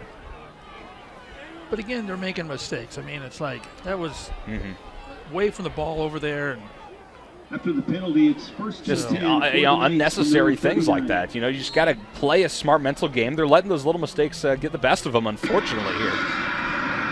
Oh, umpire forgot to turn off his mic. He got it. So 1st and 10 for OG, 39-yard line on the right hash. 4 receivers stacked up the left side, 1 to the right. Empty backfield for Norton. Screen pass to Bauer, left side. And he lost the ball. It's going to be a forward pass, so that will fall incomplete. And that's the second pass by to Canyon Bauer that he should have caught, but just didn't. Is that, like we talked earlier in the first half, is that ball a little cold? Yes. I mean, so, back when we played, we had that stick-em stuff. Yeah, that's definitely illegal now. I know. I remember, you'd see that one commercial on TV when that's the way it was. You put I wasn't receiver, but. They'll bring up 2nd down and 10 for the Knights, still on the 39. That's their own 39-yard line. Norton comes out, trips left, 1 back. Canyon Bauer to his right side on the short. Norton takes the snap, rolls out right, looking for Bauer, finds him at the 50-yard line. He turns up field and pushed out of bounds. That should be enough for a Knights first down right in the middle of the field. He knew right where the marker was. That was a good heads-up play by Bauer. It's a nice little button hook route there. We've seen plenty of those from OG. They seem to really work. Just to get those larger gains, those 8, 9, 10 yards that you need, just march it down the field. But, they're taking the run game away from us tonight. And, we haven't seen a lot of those plays called, honestly. We haven't really seen, Tate Wishart run the ball. We see plenty of Zach Norton, but they're starting to expect that. I wouldn't be surprised if we saw some more Tate Wishart getting some handoffs here. Trips left now for Norton. Fakes the handoff, kicks it to Bauer right side at the 45. He catches it, brings it up to the 40. He's tackled then at the Huron 38. That'll be enough again for a Knights first down. Jet McGurr, but now before another O'Gorman Knights first down. The Knights slowly but surely moving the ball downfield, playing clean so far. And one big difference about this offensive drive so far is that the offensive line is really given some time. So Wishart's out right now. Looks like he's getting a different helmet or something. Something with his strap is broke, so the trainers are trying to fix that helmet on Tate's helmet here. So Evan Witry steps in his place, trips left. Here's the snap. Norton finds Canyon Bauer again on that button hook over right side at the 30-yard line. He picks it up, moves downfield, and he's pushed down at about the 32. 27. But they're letting Canyon have that. I'm surprised they're giving him so much space. I think they would start playing Canyon a little bit tighter. And a late flag called by the umpire at the 30-yard line as he looks toward the Huron defensive line. He pointed out number 70 from Huron. That's Sebastian Cardona. And I think maybe some chatting with the officials over there a little bit. Looks for extracurricular activities. Let's get the call. Play. Dead ball. Sportsmanlike conduct. Defense. Number 23. Half a distance to the goal. First down. So excuse me, that was Walker Schultz, the running back and linebacker, being called for unsportsmanlike conduct, chirping with the officials a little bit. You can't do that, especially in high school football. You see the NFL players do it. It's not the same. Can't do that, and it just cost your team about 20 yards. So we're at the ball at the 14-yard line. First down on the O'Gorman 14. We're in the red zone here, guys. We need to execute. 10 yards, excuse me. I can't do math and don't listen well, apparently. Tigers 14. So first and 10 from the Tigers 14, right hash. Norton comes out, trips left, and it looks like he has Tate Wishart back in there. Here's the snap, fakes the handoff to Wishart. Norton's going to be sacked back at the 21-yard line. And Zach Norton had absolutely no chance there. Immediately breaking through the line was number 54, Remington Walton, and his twin brother, Benjamin Walton. They crashed inside there and now pinned the Knights back 7 more yards. 7-yard loss. Wow. It's loss of 7. Second down and 17 for OG on the Huron 21-yard line, right hash. Norton's looking at trips left, 1 back, and Bauer to the right side on the short. Norton waiting for the call, and I think that's going to be delay a game on OG. No, I think we moved. No, we moved. Yep, you're right, excuse me. I think left tackle or left guard. So 5 more free yards for Huron. Brings up second down and 23 now for OG on the Huron 26-yard line. 3:04 to play in this third quarter. Knights leading 21-9, trying to put together some semblance of an offensive drive in the second half. Wow. So same setup. Norton takes the snap, looks to pass, fires it over top, finds Bo Blount at the 20-yard line. He's going to be assaulted and finally brought down at that 20. How did he keep moving? I don't know. He just kept moving his legs, though. Wow. Just kept fighting. A gain of 6 on the reception. There were like four jerseys around him, and I thought he was going, and he took off again. He, broke free, snuck out a jail card, get out of it, took off. Bo Blount, a 5'10", 155-pound senior. He's been quite a workhorse for OG, playing some defensive back, playing a lot of receiver, of course the punter as well, doing some kick returns also, and had quite a bit of success, in tonight's game with that. Okay, long time in this play here. Walked it back, Judge. He'll raise his hand here in 10 seconds. I know taking a little bit of clock here. 3rd and 17 for OG on the Huron 20. Ball in the middle of the field. Norton takes a snap of spread receivers. Hands it off to Wishart. There's a wide gap open for him. He crosses that line of scrimmage. Then the first down marker. First down. No, excuse me. No, that's the other marker. Now I did it, Dan. Oh, I don't feel so bad. Now I did it. Well, yeah, because here's the partition. We got to talk to Keeter. We need a clear window across. Yeah. Woo! So that'll bring up 4th down and about 10, so a 7-yard carry. Excuse me, folks. I apologize. And we're going for it. 4th and 10, going for it on the Huron 13-yard line. Minute 40 here to go in the third quarter. 21-9 Knights knocking on the door here. Ball about 2 yards to the left of that right hash. Norton trips left. One of those receivers is tight. Blount to the right side. Wishart in the backfield. Handoff goes to Wishart, but he is hit immediately back at the 20-yard line. That'll be a loss of about 5 yards and a turnover on downs. And I got to question the play calling there, Dan, because they haven't run the ball really the entire game. You had 10 yards to gain, and you handed it off, which hasn't traditionally worked in this game. That's the last 2 times down the field they turned the ball over down there. Yes. And that was a 6-yard loss on the run play. I mean, he got mobbed right when he got the ball handed to him. That left guard tackle, or not tonight. The second consecutive turnover on downs. This Huron defense doing well in this second half. Minute 20 to play in the third quarter. Knights leading, though, 21-9. So here comes Jet McGurr in shotgun. Trips left, 1 back. So you got Housen, Reeves, and Thomas in on the defensive line. McGurr fires the ball down the middle of the field, way overthrows Kobe Bush, falls incomplete. So we're shaking up the defense now. Right. We're going back to that, so it's kind of 3-4 and everything. I like it when we do the 4-3. But again, I think in this type of ball game, the way Huron's playing, you're going to have to keep more back. I mean, like we talked earlier, right. so that you have to keep that one linebacker a little bit loose and open to play the middle of the field.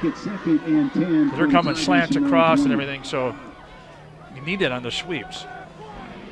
2nd and 10 for the Huron 20. McGurr, Shaka trips left again. Schultz behind him. McGurr takes the snap, hands it off to Schultz. He'll dive right side and maybe pick up about 2-3 yards on the carry. 23, Walker Schultz on the carry for the Tigers. Walker Schultz had quite the track meet in the 2nd quarter, but has been kind of quiet in this 3rd quarter, picking up his first positive yards of the half. Okay, clock's running. We're under a minute. Everything here and want to do something here with the wind to the back. For the Tigers. Put it up. Take advantage of that. Yeah, that's what I would put it up.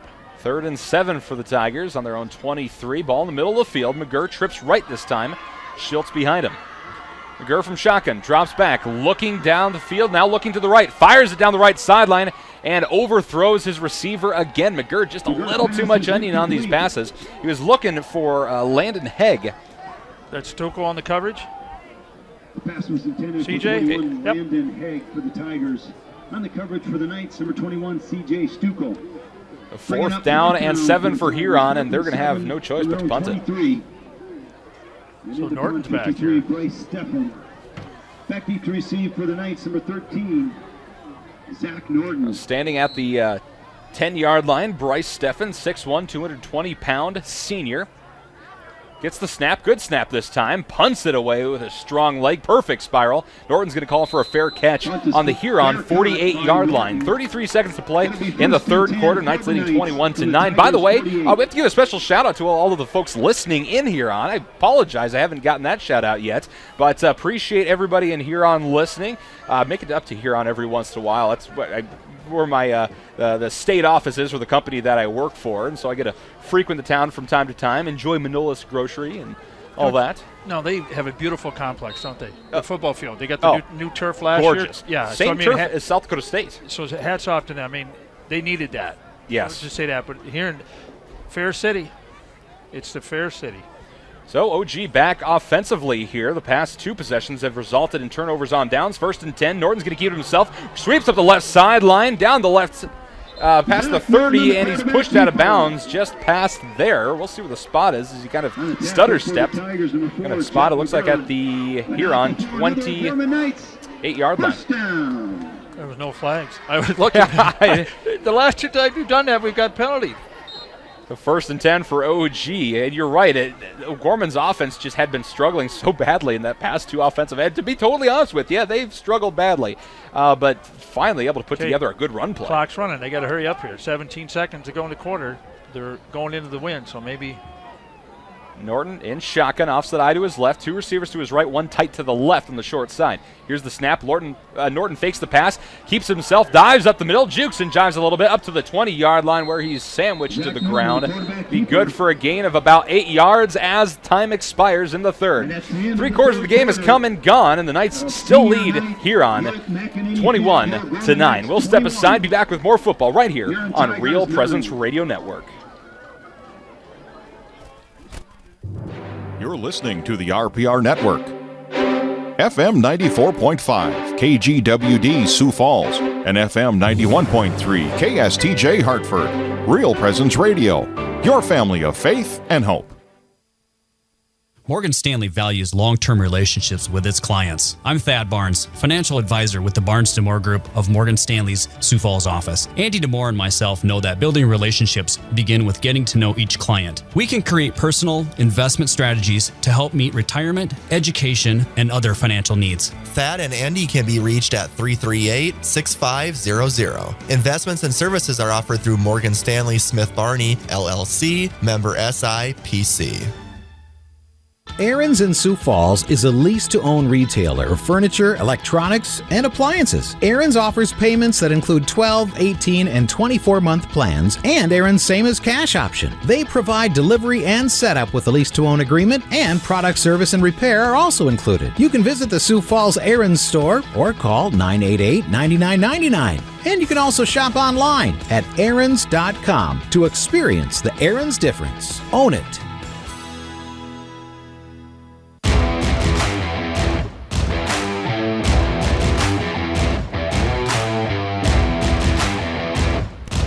Start of the fourth quarter here at McEnany Field. The O'Gorman Knights leading here on 21-9. Knights looking at 2nd and 3 from their own 21. And I just put on a wool cap, and now I sound weird in my headset. Give me a sec. Oh, kind of matches the assistant producer, though. Yeah, it kind of does. Yeah. Funny. Waiting for the play to start here on the field. And by the way, coming up after today's game, we'll have our Knights Locker Room Show, sponsored by Dr. Mark Hagen with Hagen Chiropractic Clinic. Break down everything we saw in this game and get you ready for next week's game in Rapid City. Here's Norton in shotgun spread receivers, fakes the handoff, keeps himself, jukes and jives up the middle, breaks a tackle past the 10-yard line, and he's going to be down right around that 5, maybe 6, 7-yard line. And Zach Norton, the run has just not worked all game, but the offensive line finally opening up some holes, and Norton getting a little shifty there with his running. Would you see that? He carried 2 Huron players about 3 or 4 yards there, just hanging on to him. I'll bring up 1st and goal now for the Knights. Ball spotted at the 7-yard line, right hash. Norton will come out in shotgun. 2 receivers spread to his left and an offset eye to his, just running back to his right. 2 receivers stacked up tight on the right side. Norton keeps himself. QB keeper to the end zone. He's going to be just short. They called him inside. Clock's going to keep running, too. So you see Wishart out there on the block? I thought he'd get in there. Some good blocking by Wishart. Yeah. Bo Blount was out there as well with a good block. We'll say 1st and goal. Ball spotted Second down and goal, Knights. at the, 2nd down and goal. My apologies. Ball spotted. I'm trying to see across the field here. I apologize, 3rd yard folks. line. It looks like the 3-yard line. Yep, 3rd They yard have line. it wrong on the board there. Maybe the 2? We'll say 2.5 just to be safe. Norton comes out under center. 2 receivers tight on either side. 1 back about 5 yards. Norton takes the snap, pitches it right side to Canyon Bauer, and he trots into the end zone. Touchdown, O'Gorman. I like it how they lined up Canyon in the backfield like that. And I don't think Huron was ready for that. They were not at all. They were thinking pass and stuff, so. Well, the Knights needed just a quick jet sweep right around that right side, and who better than Canyon Bauer just to sweep in there before anybody can even make a play on it, and that he did. So the Knights, their first touchdown of the half, scores 27-9, pending the Pavelko PAT. Deegan Schlemgen in to hold. Here's the snap. Place, kick. It's blocked. Whoa, he come off the end. Yeah, coming in is and blocking it was actually Jet McGurr, the quarterback, blocking it. So the score remains 27-9, 10:52 to play in this fourth quarter. We'll step aside. This is O'Gorman Knights football on Real Presence Radio Network. Providence Financial is committed to protecting what matters most to you, your family, and your future. Mark Promis, a trusted choice independent insurance agent with Providence Financial in Sioux Falls, does not work for any one insurance company. He works for you. Mark provides coverage for home, auto, business, health, life, and more. And he can customize policies for you. To make an appointment with Mark, you can call 605-376-3227, or you can visit him at 3208 East 26th Street. Hi, this is Brett Byler, Area Account Executive with Real Presence Radio. Have you ever thought about sponsoring programming on RPR? We want to partner with your business in keeping the call to a new evangelization alive throughout the upper Midwest. Underwriting on this station shows you are a leader in supporting this ministry and promotes your business in front of a very faithful customer base. To find out more about your options, please call me, Brett Byler, at 605-670-8333.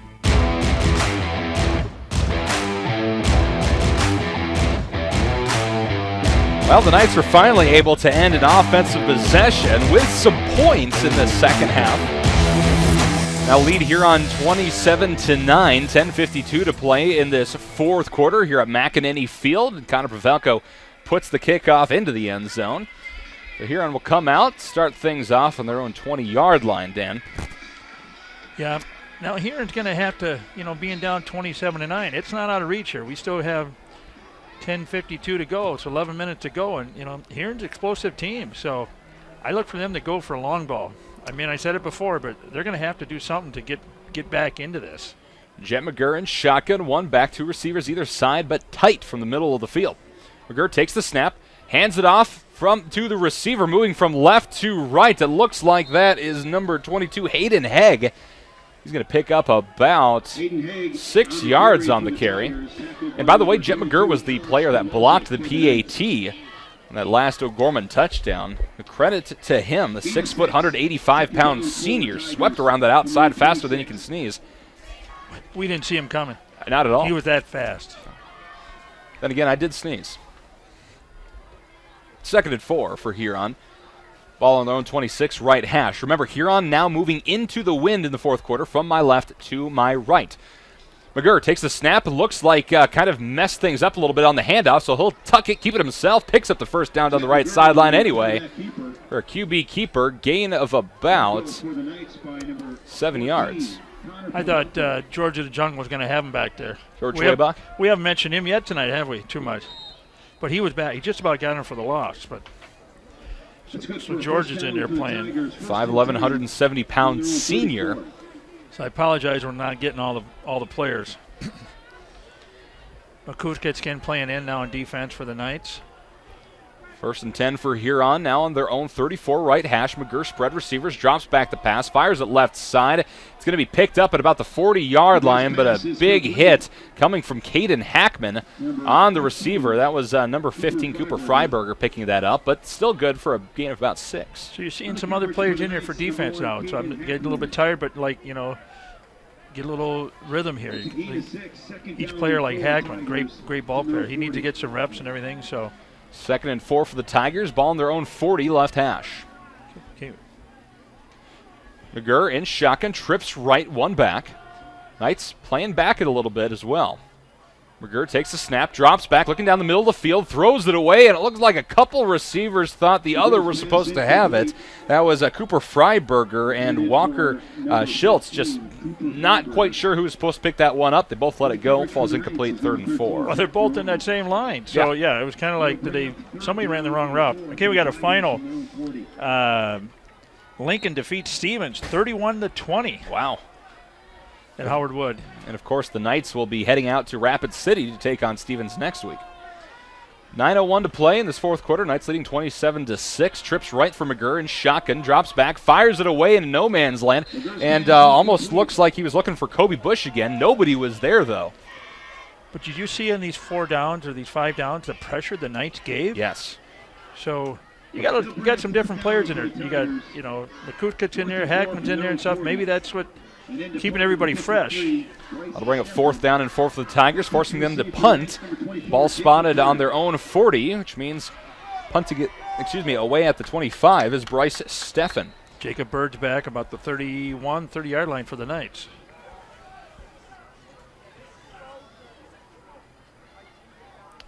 Huron trying to get Knights to jump. They do not. Steffen punts it away, and Bird will call for the fair catch, on the 32-yard line. That's where the Knights will go back on offense. I know I said hair catch. I'm sorry.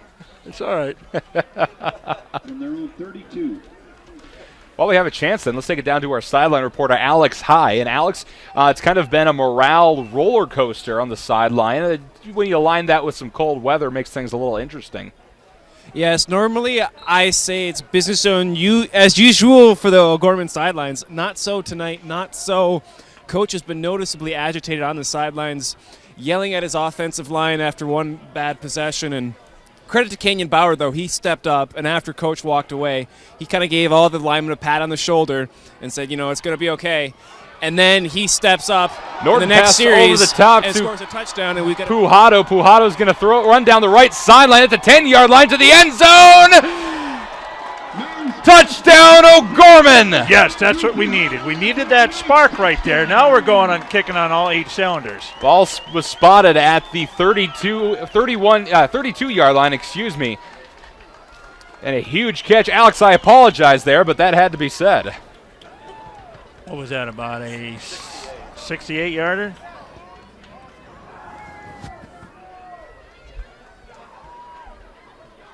$68 yards for Andrew Pujato and his second touchdown of the game. Connor Pavelko on to tack on that PAT. Here's the snap.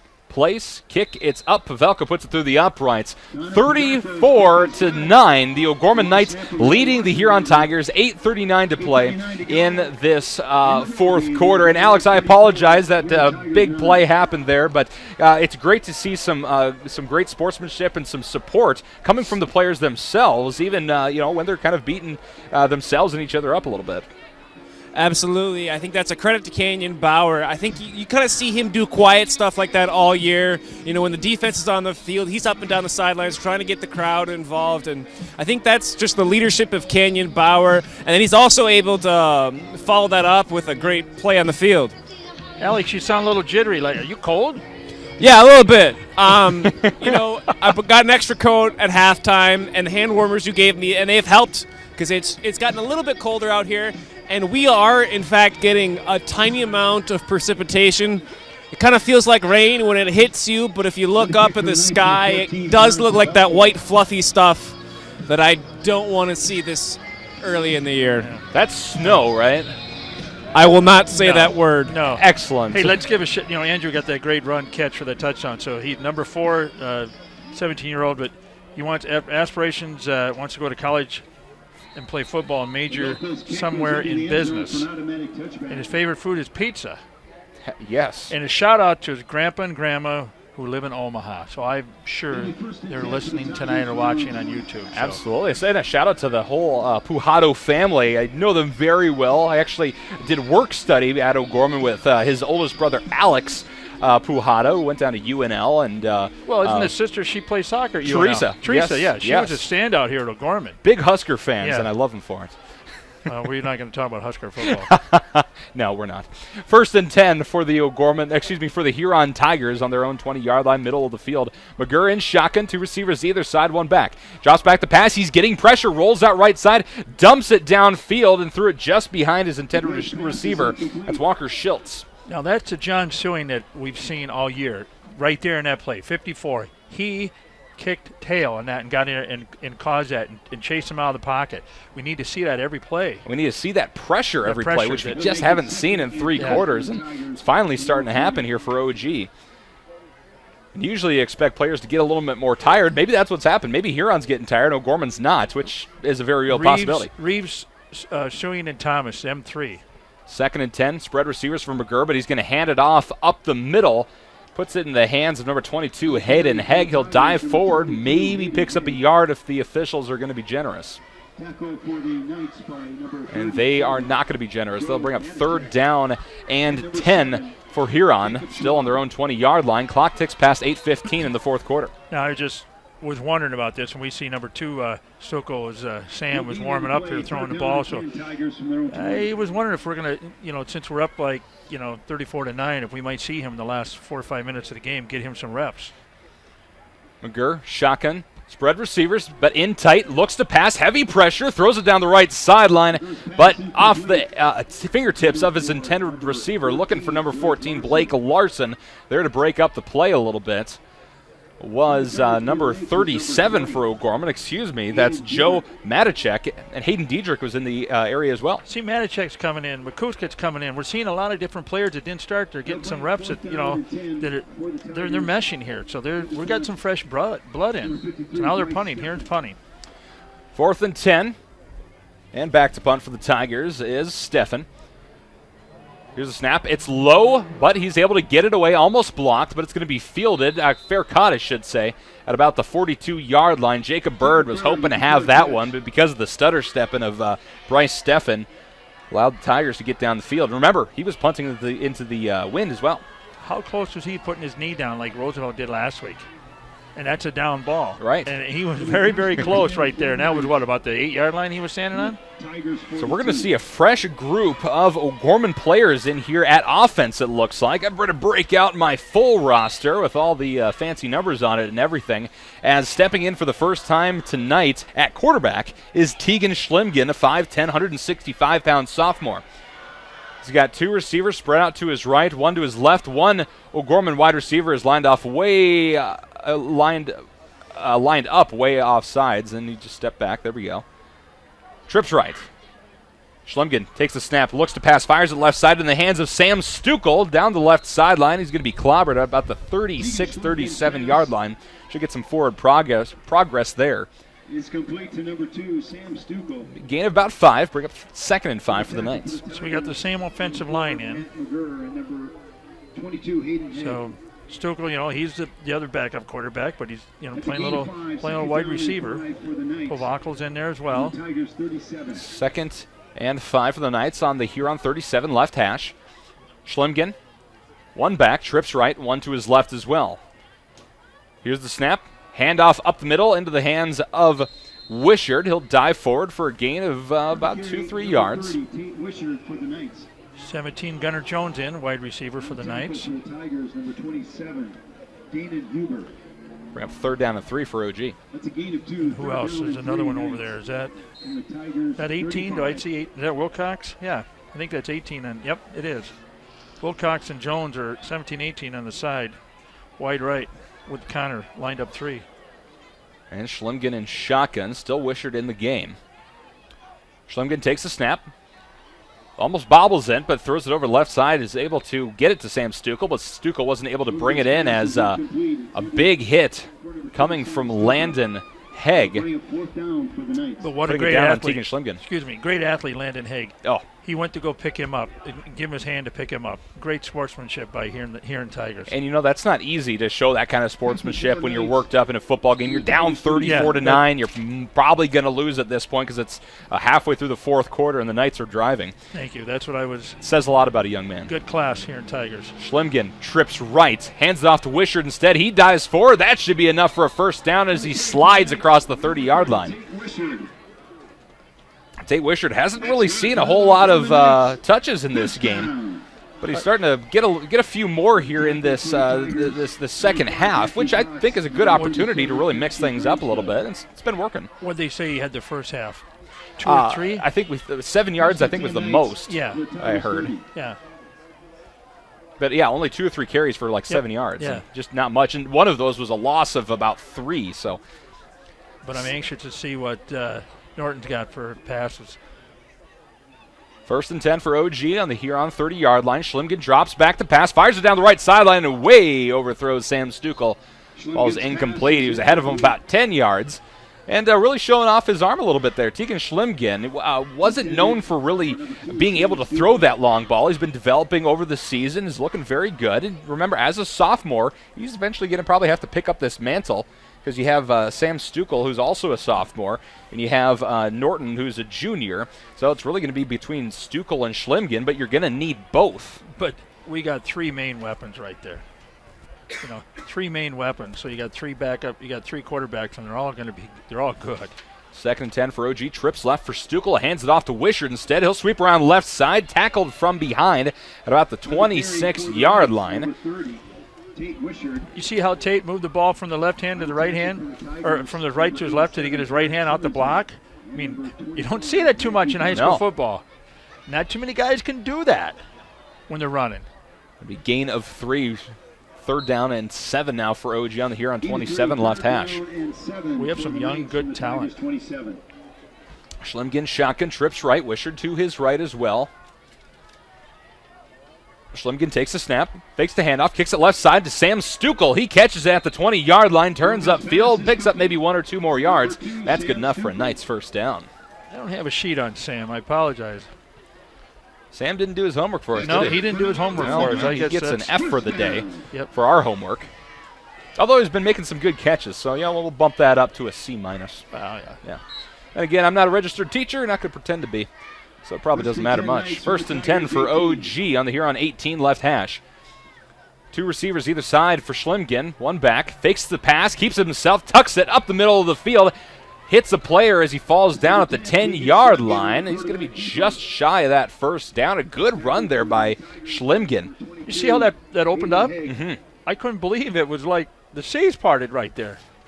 That's a gain of 7. 2nd down and 3. You didn't see that all night tonight. No, not at all. No, and I love the hit that Schlumgen put on that corner that came up to make the play. Schlumgen's not a big guy. He's a little he's a little smaller than the other 2 quarterbacks. That's Norton and Stukel. But boy, what a great hit! I love to see that kind of aggression from him. So 2nd down and 3. They spotted it back just a little bit. Schlimgen drops back the pass, fires it into the end zone. It's going to be tipped away, looking for number 18, Garen Wilcox, but not able to get it there. Yeah, he would have tipped it, but he just about. But they're running the routes good. I mean, this is. Well, we got 4:30 to go here in the ball game, so it'll be 3rd down and 3 for O'Gorman on the Huron 11-yard line, left hash. Schlimgen, shotgun, Wishart to his left. 2 receivers tight on the left side. That's a short side, and 2 on the right. Here's the pitch to Wishart. Sweeps left side to the end zone. Touchdown, O'Gorman. You see that? Yeah. That was sweet. A sweet that was a pass sweet from play. Schlimgen. Yeah. A sweet pitch, from Schlimgen. And some great blocking on the outside there as well. Turned his man outside, and I apologize, I missed the number on that blocker. They turned his man outside, got him out of there, opened up that hole. He could drive a bus through it. And Wishart was more than happy to drive through it and into the end zone. No replay on that one. Pavelko on to kick the PAT. Schlimgen stays in to hold. Snap, place, kick, up, good. 41-9. The O'Gorman Knights leading here on 4:29 to play in the 4th quarter. We'll step aside. This is O'Gorman Knights football on Real Presence Radio Network. Fairtex Inc. is a locally owned and operated tax and bookkeeping company serving Sioux Falls and the surrounding areas. We prepare tax returns for individuals and businesses and provide a range of financial services for small businesses. Fairtex Inc. is located at 1727 South Cleveland Avenue and can be reached at 605-336-1669 and online at fairtaxinc.com. Member NATP and NAEA. Big Rig Barbecue brings a Texas-style barbecue to South Dakota. They use a real wood smoker for all their meats, every single day. Big Rig Barbecue serves sliced brisket, pulled pork, chicken, and ribs. They offer pre-orders for smaller events and gatherings and cater for large events, including parties, meetings, and graduations. Big Rig Barbecue's new sit-down location is on the corner of 41st and Minnesota. Their website, bigrigbbbq.net.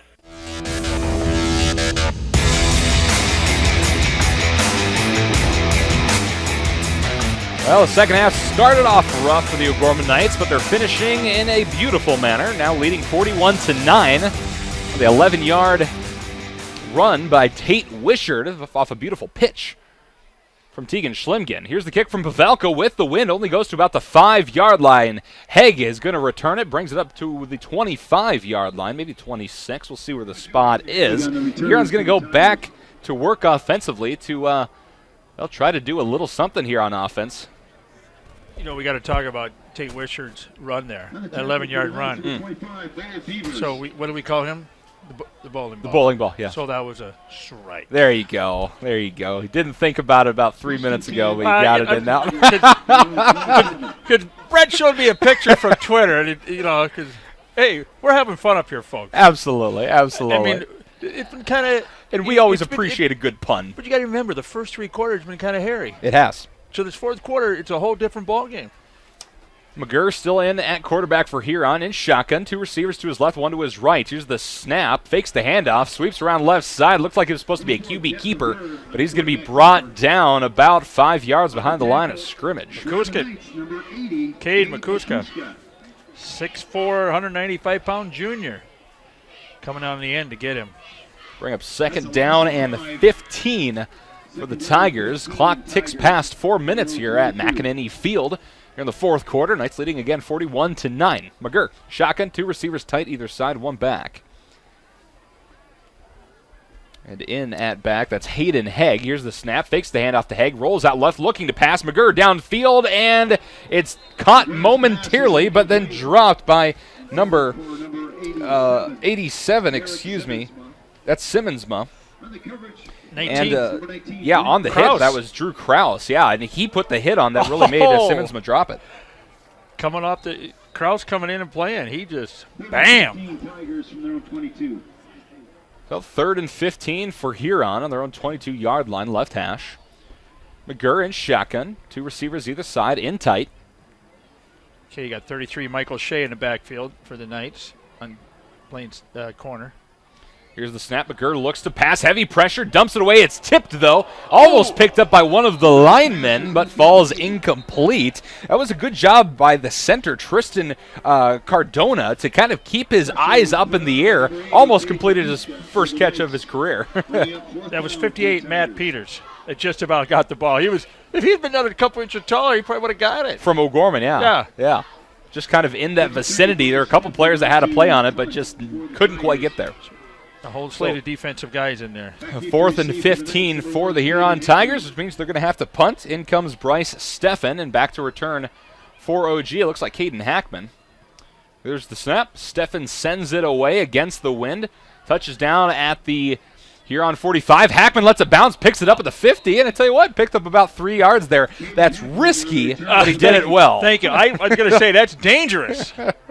I thought he was just, but, Ethan Erickson was in on that, so the whole defense is brand new there and stuff. So ball spotted smack dab in the middle of the field, just about a half an inch off of that yellow dot in between O and G. Now another quarterback for the Knights. Here he is. Sam Stukel coming in, first game he's played in since week 1, where he injured his shoulder against Aberdeen Central, finished out that game, but then had to take a few weeks off to heal up. Back in at quarterback. He's got trips right, one man in the backfield, calls one back into the end zone, or into the backfield. Stukel fakes the handoff, keeps himself, dives up the middle for a gain of about 8 yards on the QB keeper. Okay, what do we got? We got Matthew Winterton in on the Knights on the line. We got the nephew of the Julie Pollock that made our cheesecake for us tonight. Parker Pollock's in. He's a senior, number 67, so he's getting some time, and his whole family's here to see him, except his brother's up in Bismarck. He's not here. The 2nd and 3 officially. Stukel in shotgun, trips right, one back. Here's the snap. Stukel looks to pass, rolls out left, has some pressure, fires it away, and out of bounds, looking for number 23, Harrison Huners, excuse me. Incomplete pass, 3rd and 3 now for the Knights.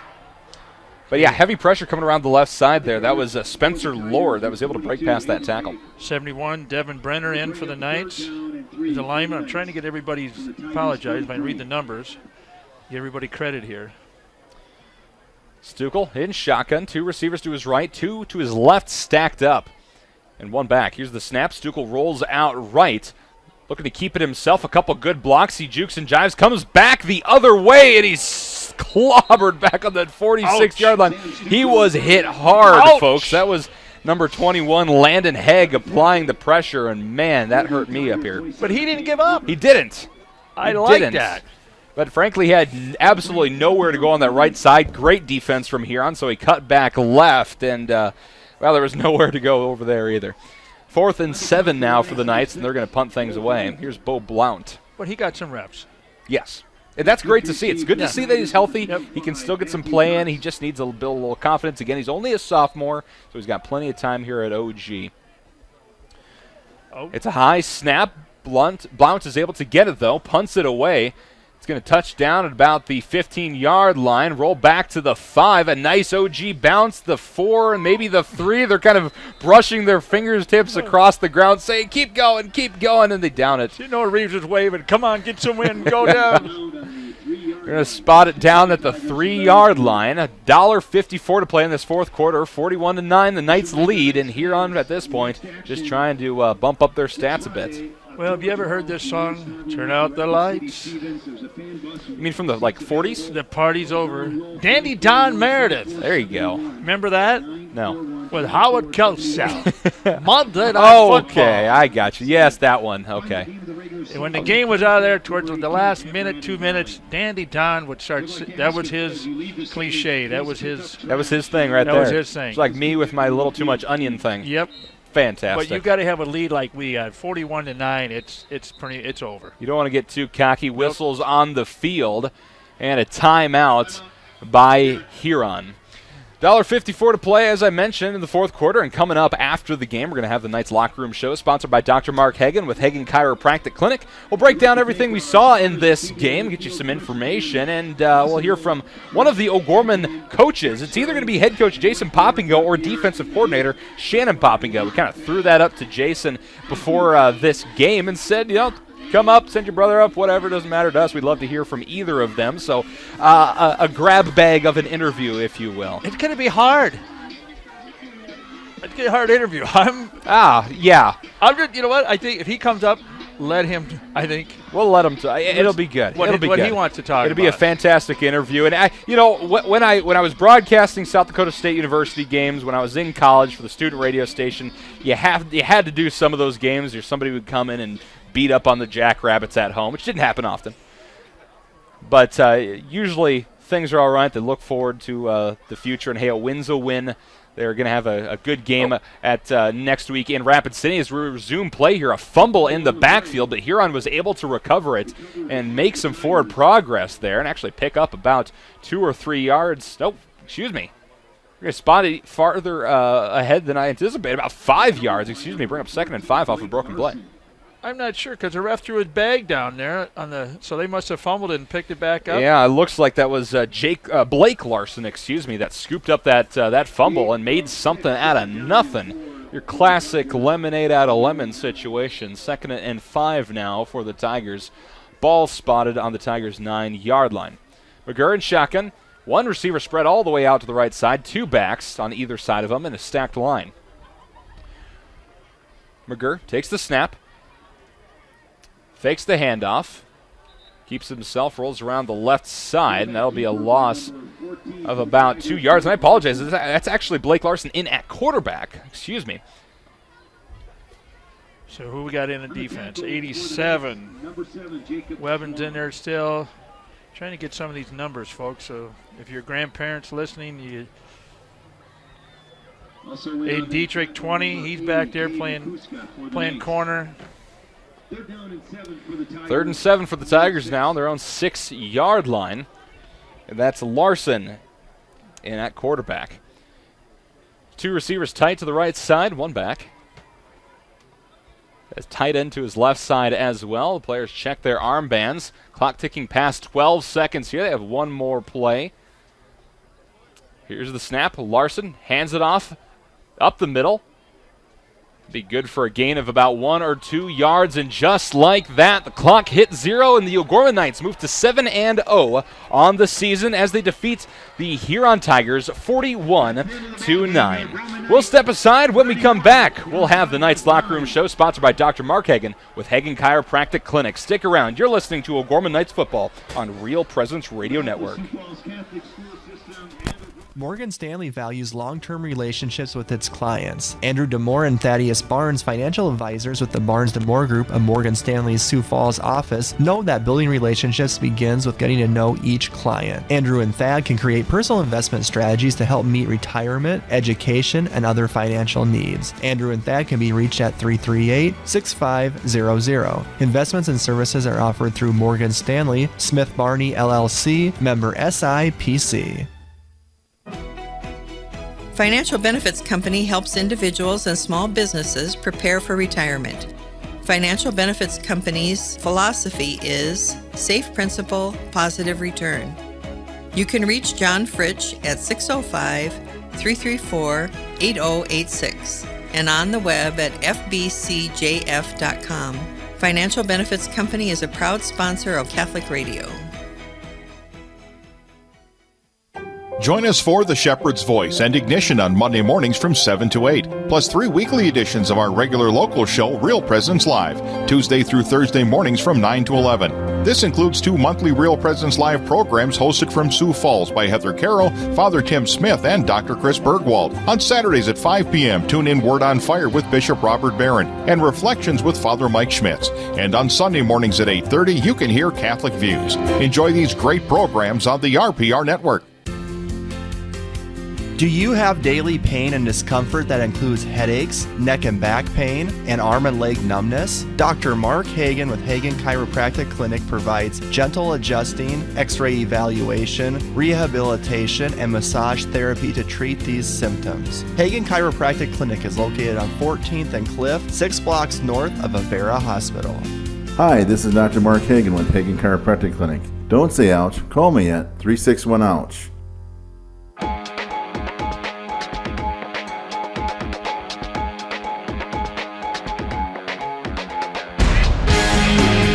From Real Presence Radio, welcome to the Knights Locker Room Show, sponsored by Dr. Mark Hagan with Hagan Chiropractic Clinic. Now, back to the field with Michael Bromus and Dan Johnson.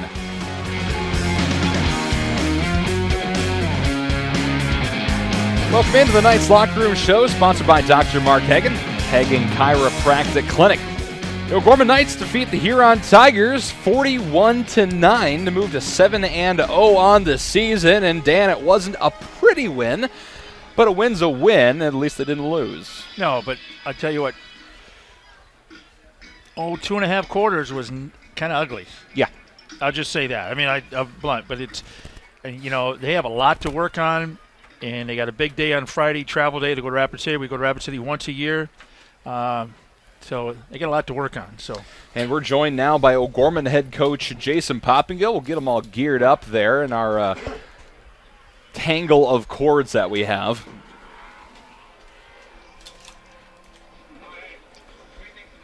There we go. Coach, can you hear me okay? Oh, got your earmuff turned around. No, I got you. Got to turn your left earmuff around. There you go. We got Crazy it. things. Sit down. Perfect. All right, O'Gorman head coach Jason Poppingill. Coach, congratulations on the win. Thank you. It wasn't the prettiest win we've ever seen, but a win's a win, What right? does that mean, the prettiest win you've ever seen? I don't know. No, I mean, you're right. And, obviously the first half we had man-to-man coverage, and we had some big plays, and that was fingertip, drop, catches, things like that. Or otherwise, we just shot ourselves in the foot in the first half. I mean, if we catch a couple of those balls, the ball's thrown a little bit less, the one time, and, all of a sudden we score all 5 drives, in the first half. So, and then the second half we had a couple of issues. I mean, we had guys stepping the wrong way. We had play called up. We went for it on 4th because we wanted to work on a few things, and instead of kicking the field goal, and then, we had a lineman step the wrong direction. And, those are things that we've talked about last couple of weeks that, championship teams don't do. And, and so, that's good stuff for to work on, good things that we're not going to make mistakes on, hopefully again in the future. And, we're going to keep getting better. And certainly a good learning game for you guys. I mean, a lot of, like you mentioned, a lot of things you worked on. You could just tell kind of series after series that you're tweaking things just a little bit, making sure guys had things pinned up a bit at least. Yeah, and, a couple of times, Zach Norton, we saw the one time that he runs, we would have scored a touchdown, he ran the wrong way. And all of a sudden, it's just, that's just the way kids are sometimes. They're 17, 16, 18-year-old kids out there, and all of a sudden they get out there, and all of a sudden your mind goes blank, and they look at it like, I don't know what I was doing. And then, we just called the play in the huddle. So, and obviously we can be frustrated all we want, but, our offense put up 50 points tonight. We scored the other 9 points, for them too. So, Zach Norton didn't take care of the ball that time, but, and obviously those are things we talk about and things we keep working on getting better. And when we get all of it figured out, we're going to be a lot of fun to watch. Absolutely. Well, and Dan had an interesting stat. You average about 41.3 points a game. Not that we keep track down to the decimal, but we do. And 41 points. And so you did as good as you've done all season offensively, at least. And I don't even know what our yardage was. But, obviously you saw Canyon Bauer had a big night, in that first half. And the second half they took him away. And, we found other options that we had. And those are things we just got to do better. And, and we know that our offensive line is work in progress, and it still is. And, those guys are, like I said, are going to keep getting better for us to, be the championship team that we want to be. What was the biggest thing that you talked to them at halftime about? Execution, and that's, we talked about it at the very beginning. Our whole, pregame talk was, all about perfection and, that we can't expect to just go out and, do things kind of okay. And that's the nice thing about Roosevelt last week is that Roosevelt exposed a few things that when we didn't step correctly and do the right thing, that we got away with those, in some of those earlier games just because we were athletic enough. And now, we're telling them because we can't get away with that stuff. And, their game plan obviously was to shut down the run. They put 7 guys in the box and made us throw to the outside. And when we heard them, they switched it and they put the extra guys out in Canyon. They tripled them out on the side. And, we had to have other guys step up, and we did for the most part. And when we shot ourselves in the foot, it was because we just didn't execute right. So, the good part of that is that it's not that other teams are determining for us. We're smart enough. Our coaches are smart enough, to put ourselves in good positions to win. And, sometimes we do and sometimes we don't quite get it that way. But, we're getting better. We're here with O'Gorman head coach Jason Popping. The 41-9 victory over the Huron Tigers, and so, Coach, we'll leave it at that. Things to work on this week, of course. Yeah. But you have a bit of a road trip coming up ahead of you next Friday, going out to Stevens. So just real quick, briefly, what are a few things you're going to do to prepare for that, and especially prepare your kids for a road trip like that? Actually, the road trip isn't bad. We don't mind taking the road trips. Fun to get kids out of town. We don't do it this year. This is the only time we're really outside of Sioux Falls. So plus, get out of school early. Get out of school early and all that. It's one of those things where you don't have to worry about anything else. Up until this point, you're in a routine that you're in school all day. You get out of school, you got an hour to get ready for a game, and all of a sudden you got all day to get ready for the game. So, other than the road trip home, which, is awful, in the middle of the night, going out there is not necessarily a bad thing. And, we actually kind of look forward to going out on that trip. So, and it's, Stevens, I think, is a scary team because last year you saw us play out here and, they got some real good athletes. And why they haven't put it together this year, I am not sure. But, they've had guys that were suspended beginning of the year. They're getting them back. So I assume that they're going to be a better team. So, and, there's some interesting scores tonight I've heard too. So. But, and that's just taking care of business. We need to, like we tell our kids, it doesn't matter who we play. We got to get better. We got to get better in our execution. And if we do that, we're going to put ourselves in a situation to be a championship team. And, like I said, it's hard when you come off an emotional win last week that we had, to come back. And we knew that Huron wasn't the same team as Roosevelt. But, as you can see, the Roosevelt gets beat tonight by Rapid City. Rapid City Central is what we were just showing the score. And, Huron easily came in and beat us, but, we didn't. They didn't. We came out, we scored touchdowns when we needed to score touchdowns. Ultimately we're proud of our kids and how they play. But the problem is, we're perfectionists. We want to be perfect all the time. We want to march down the field and never punt, and we want to go 3 and out every time. That's our goal. So when that doesn't happen, obviously we think we need to improve. Right. And like I said, win's a win at least, 7-0, and you make it through one more week. We do. And now looking forward to Rapid City Stevens. 5 more games left. Yep, exactly right. And we earn every one of them, and that's one of those things we talk about that, we're in the driver's seat. We should have 2 more home games out here on the MAC. We're looking forward to that. That hasn't happened in I don't know how long. That's been a long time. It's been a few years. It's a long time. And our kids know that. We go walk through the gym, and it's been, how many years? 14 years since we've won a state championship, and we're due. And, we're due. And these kids have been through it. They were that close last year, and they know and we did the ups and downs last year. We had the Stevens low, and then we went to the Brandon Valley debacle in the second half where we couldn't stop them, and we lose a game, and we lose a seed point and go to 4th. Have to play Washington, and that's been our focus this year. Is that we can't do that. We're in the driver's seat. Let's keep the driver's seat and let's go win football games. All right, O'Gorman head coach Jason Popping, again, congratulations on the 41-9 victory, moving to 7-0, and we'll see you next week in Rapid. Yeah, I look forward to the road trip. See you guys out there. All right, you're listening to the Knights Locker Room Show, sponsored by Dr. Mark Hagen with Hagen Chiropractic Clinic. We'll step aside. More to come right here on Real Presence Radio Network. Aaron's in Sioux Falls is a lease-to-own retailer of furniture, electronics, and appliances. Aaron's offers payments that include 12, 18, and 24-month plans, and Aaron's same as cash option. They provide delivery and setup with a lease-to-own agreement, and product service and repair are also included. You can visit the Sioux Falls Aaron's store or call 988-9999. And you can also shop online at aarons.com to experience the Aaron's difference. Own it. Hi there, Ryan here from Mini Critters. Mini Critters has been a locally owned stop for all pets' needs to keep them happy and healthy. With all the pet food choices available, finding the right dog or cat food can be a challenge. But no worries. We can be reached at 605-361-0006 and let our staff help find the perfect food for any dog or cat. Mini Critters has food, treats, toys, and more. Mini Critters, your friends, your family.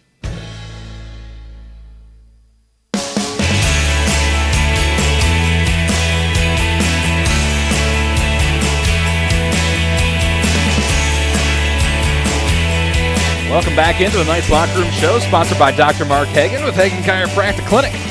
41-9 victory for the O'Gorman Knights. They stay perfect, 7-0 on the season. Got to hear from O'Gorman head coach Jason Popping, but now we get to take all this stuff that we saw in this game, the good, the bad, the ugly, and the otherwise, and pick the 2 best players offensively, I should say 2 best players from O'Gorman, 1 offensively, 1 defensively, for our Knights Players of the Game, sponsored by Pizza Ranch on 41st Street in Sioux Falls. And Dan, who do you have? Well, we're going to give it to a senior tonight. And the offense, we're going to go. He had 3 touchdowns tonight. He caught 2. He rushed for 1. The SDSU recruit, 6'1", 190 senior, number 12, Mr. Canyon Bauer. I think did a fabulous job tonight and for the Knights' win on offense. So Canyon Bauer is Offensive Player of the Game, number 12, senior. Absolutely, and a great senior night for him, a great showing. Like you mentioned, 3 touchdowns. They were all very key, and he had a lot of other roles offensively as well, just making some good plays and everything. Returned a couple punts as well. So a good game for him all around, and I think very deserving of the Offensive Player of the Game. And defensively, Dan, who do you have? I'm going to go with another senior, 5'10", 170, and, he punts. He played on the back, in the backfield, the DB, safety, and also played a little offense. And he caught that 68-yard pass and, it's run. Andrew Pujato. Andrew Pujato, absolutely. And defensively, he was in breaking up plays all night long. Yeah, he controlled that, back. They didn't get much past him at all, did they? Almost intercepted 2 balls as well. So, I mean, you got 2 seniors night, and the parents were here, and, it worked out well. And they put on the first half, we won't talk about too much, but the second half, they got their game face on. They played. So Andrew Pujato, number 4, the Defensive Player of the Game. All right, Dan, thank you very much. And again, Candy Bauer, number 12, the Offensive Player of the Game. Players of the Game brought to you by Pizza Ranch and Fun Zone Arcade on 41st Street in Sioux Falls. Pizza Ranch has daily specials every day and a fun zone for your kids to play. Pizza Ranch can be contacted by calling 271-8646. And for the record, while we're talking about Pizza Ranch, after last week's game, I was so hungry, I ordered a large buffalo chicken pizza from Pizza Ranch on 41st Street. I ate it by myself. I've only done that twice in my life. One was after powerlifting state championship, and after that game. I was hungry. Good job. Yeah, so it's good, folks. It's really good pizza. We'll step aside when we come back to the Knights Locker Room Show, sponsored by Dr. Mark Hagan with Hagan Chiropractic Clinic. We'll get you a scoreboard update, and then later we will get you ready for next week's game at Rapid City Stevens. That's on the way right here on Real Presence Radio Network. Do you have daily pain and discomfort that includes headaches, neck and back pain, and arm and leg numbness? Dr. Mark Hagan with Hagan Chiropractic Clinic provides gentle adjusting, x-ray evaluation, rehabilitation, and massage therapy to treat these symptoms. Hagan Chiropractic Clinic is located on 14th and Cliff, 6 blocks north of Avera Hospital. Hi, this is Dr. Mark Hagan with Hagan Chiropractic Clinic. Don't say ouch, call me at 361-OUCH. Pizza Ranch and Fun Zone Arcade on 41st Street in Sioux Falls has something for everyone. They offer a buffet featuring pizza and chicken. Pizza Ranch has daily specials as well as 5 party rooms and a dining area. You can also order online and they'll bring the experience to you. Pizza Ranch is located across from O'Gorman High School on 41st Street and can be contacted by calling 271-8646. Pizza Ranch is a strong supporter of O'Gorman Knights athletics and activities.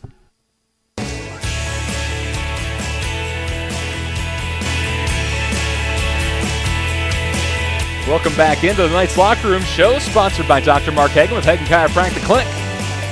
41-9 victory for the Knights. Moved to 7-0 on the season, defeating the Huron Tigers. But there are a lot of other games going on throughout the state of South Dakota. And let's take a look at that scoreboard update. Dan. Okay, Washington Warriors were playing up in Aberdeen. Washington won 35-13. Harrisburg was playing Brookings. Harrisburg Tigers 14, the Brookings Bobcats 7.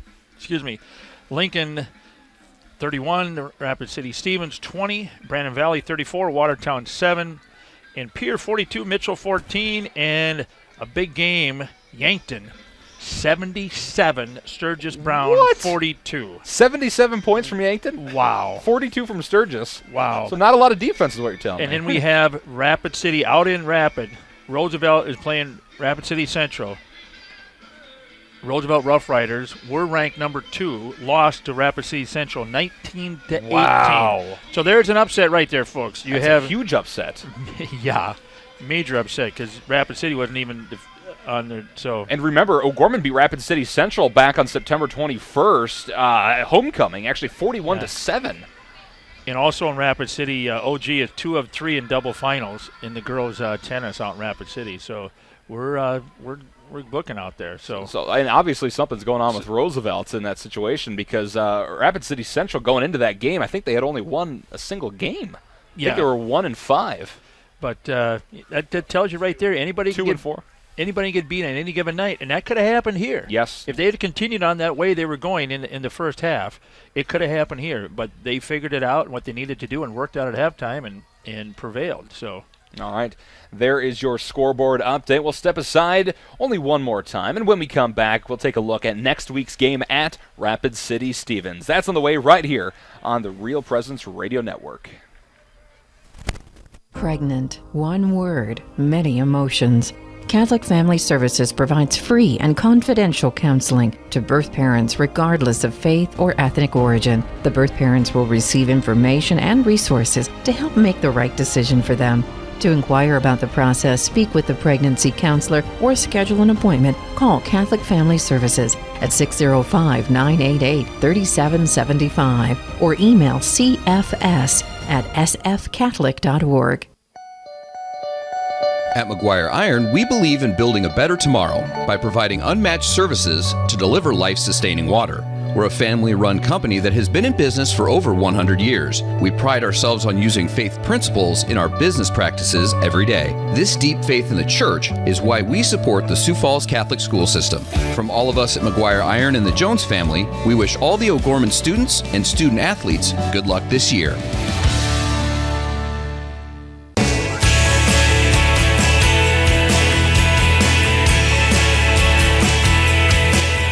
Welcome back in once more to the Knights Locker Room Show, sponsored by Dr. Mark Hagen with Hagen Chiropractic Clinic. The Knights defeat the Huron Tigers 41-9. Move to 7-0 on the season. You might be asking yourself, what's next for these O'Gorman Knights? Well, they get to take a little road trip next week, go all the way out to Rapid City, South Dakota, the lovely and snowy right now. Well, it's probably melted a little bit. Take on the Rapid City Stevens Raiders. That kickoff is at 7 p.m. Mountain, which is 6 p.m. Central, right? Or 8 p.m. Central. I don't understand time zones, apparently. 8 p.m. Central. Of course, we're going to be broadcasting that right here on Real Presence Radio Network. So a reminder, it's at 7:30 is our Knights Game Day show. 7:30 Central. That would be 6:30 p.m. Mountain. Yes. So if you want to go out next week to Rapid City and support the O'Gorman Knights, call Dawn Wolf at 941-2471, and you can get on the spectator bus and the parents bus and have a great time. They'll go out Friday morning and get there about an hour or two before the game, and as soon as the game's over, pack up, say goodbye to the players, and head back here to Sioux Falls and get back here for it's Hobo Day next Saturday. Yeah. Who cares? Okay, Brett, I'm turning off his microphone. Shut his mic off. His mic's off now, Dan. And Trojan Days was last week. See, I got that in. And then it's fun. It's the fun run here at OG next Saturday. So they got to get back for that. So if you want to go out to Rapid City and watch the 7-0 O'Gorman Knights take on Rapid City Stevens, call Dawn at 941-2471. And if not, just call Real Presence Radio, RPR, and then Brett will have it in the office if you don't have a pen right now on Monday, and he'll get you the number. So Don Wolf, 941-2471, if you'd like to go and support the O'Gorman Knights out in Rapid City. And hang out with us, too. Yeah, we're going to be taking the bus. They've graciously allowed us to ride the bus as well, get us there in time so we can broadcast the game, of course. And I tell you what, folks, that's the way to do it. Take the fan bus. Then you don't have to drive. You don't have to use your gas. You don't have to add up mileage on your car, which further depreciates an already depreciating asset. Am I right? And it's safety. And safety, Coming home at 2 o'clock in the morning to cross the state. Exactly. You can feed us, too. Yeah, exactly. We accept food. You bring a sack lunch or something. It's all good. Everybody wins. Everybody wins. So, again, O'Gorman playing Rapid City Stevens next week. Kickoff is at 8 p.m. Central. 7 p.m. Mountain. Knights Game Day show starting at 7:30 p.m. Central. That's 6:30 p.m. Mountain. You know, we talked about the offense, 41.3 points per game. We didn't talk about the defense. In the 7 games, averaging giving up 12.1 points. 12.1 points. So 12 points they're giving up average. Not bad. So based on the books, on paper, the Knights had a very successful game. Yes. If you watched the game, it was a little bit of a struggle. They probably should have won by more based on what we saw, but they got lucky a lot, and a win's a win, right? Win's a win, and we'll take it. But, that first half it's kind of sketchy, but worked out for us. Yeah, so we'll see what the Knights can do against Rapid City Stevens. One more time, the O'Gorman Knights defeat the Huron Tigers 41-9 to move to 7-0 on the season. That's going to do it for us here for tonight's broadcast of O'Gorman Knights football. For Dan Johnson, for Brett Byler, for Alex High, and all of us here at Real Presence Radio Network, thank you so much for listening to tonight's broadcast of O'Gorman Knights football. I'm Michael Promis, and have yourself a fantastic night. God bless. From Real Presence Radio, O'Gorman Knights football has been brought to you by Catholic Family Services, Catholic Community Foundation of Eastern South Dakota, Jardine Construction, Hagen Chiropractic Clinic, Mini Critters, Barnett Vision Clinic, Crossroads, the Barnes DeMoore Group Financial Advisors at Morgan Stanley, Sioux Falls Catholic Schools, Jeff Alvey with Fairtax Inc., John Fritsch with the Financial Benefits Company, McGuire Iron, Knights of Columbus Insurance Field Agents Jason Bellrichard and Heath Dickelman, Pizza Ranch and Fun Zone Arcade on 41st Street, First Premier Bank Card, Aaron's, Sioux Equipment Company, Ide Bailey, Ferendorf Family Chiropractic and Wellness, Mark Promis with Providence Financial, and Big Rig Barbecue. The preceding O'Gorman Knights activity has been a special presentation of Real Presence Radio Network. Now, back to our regularly scheduled programming.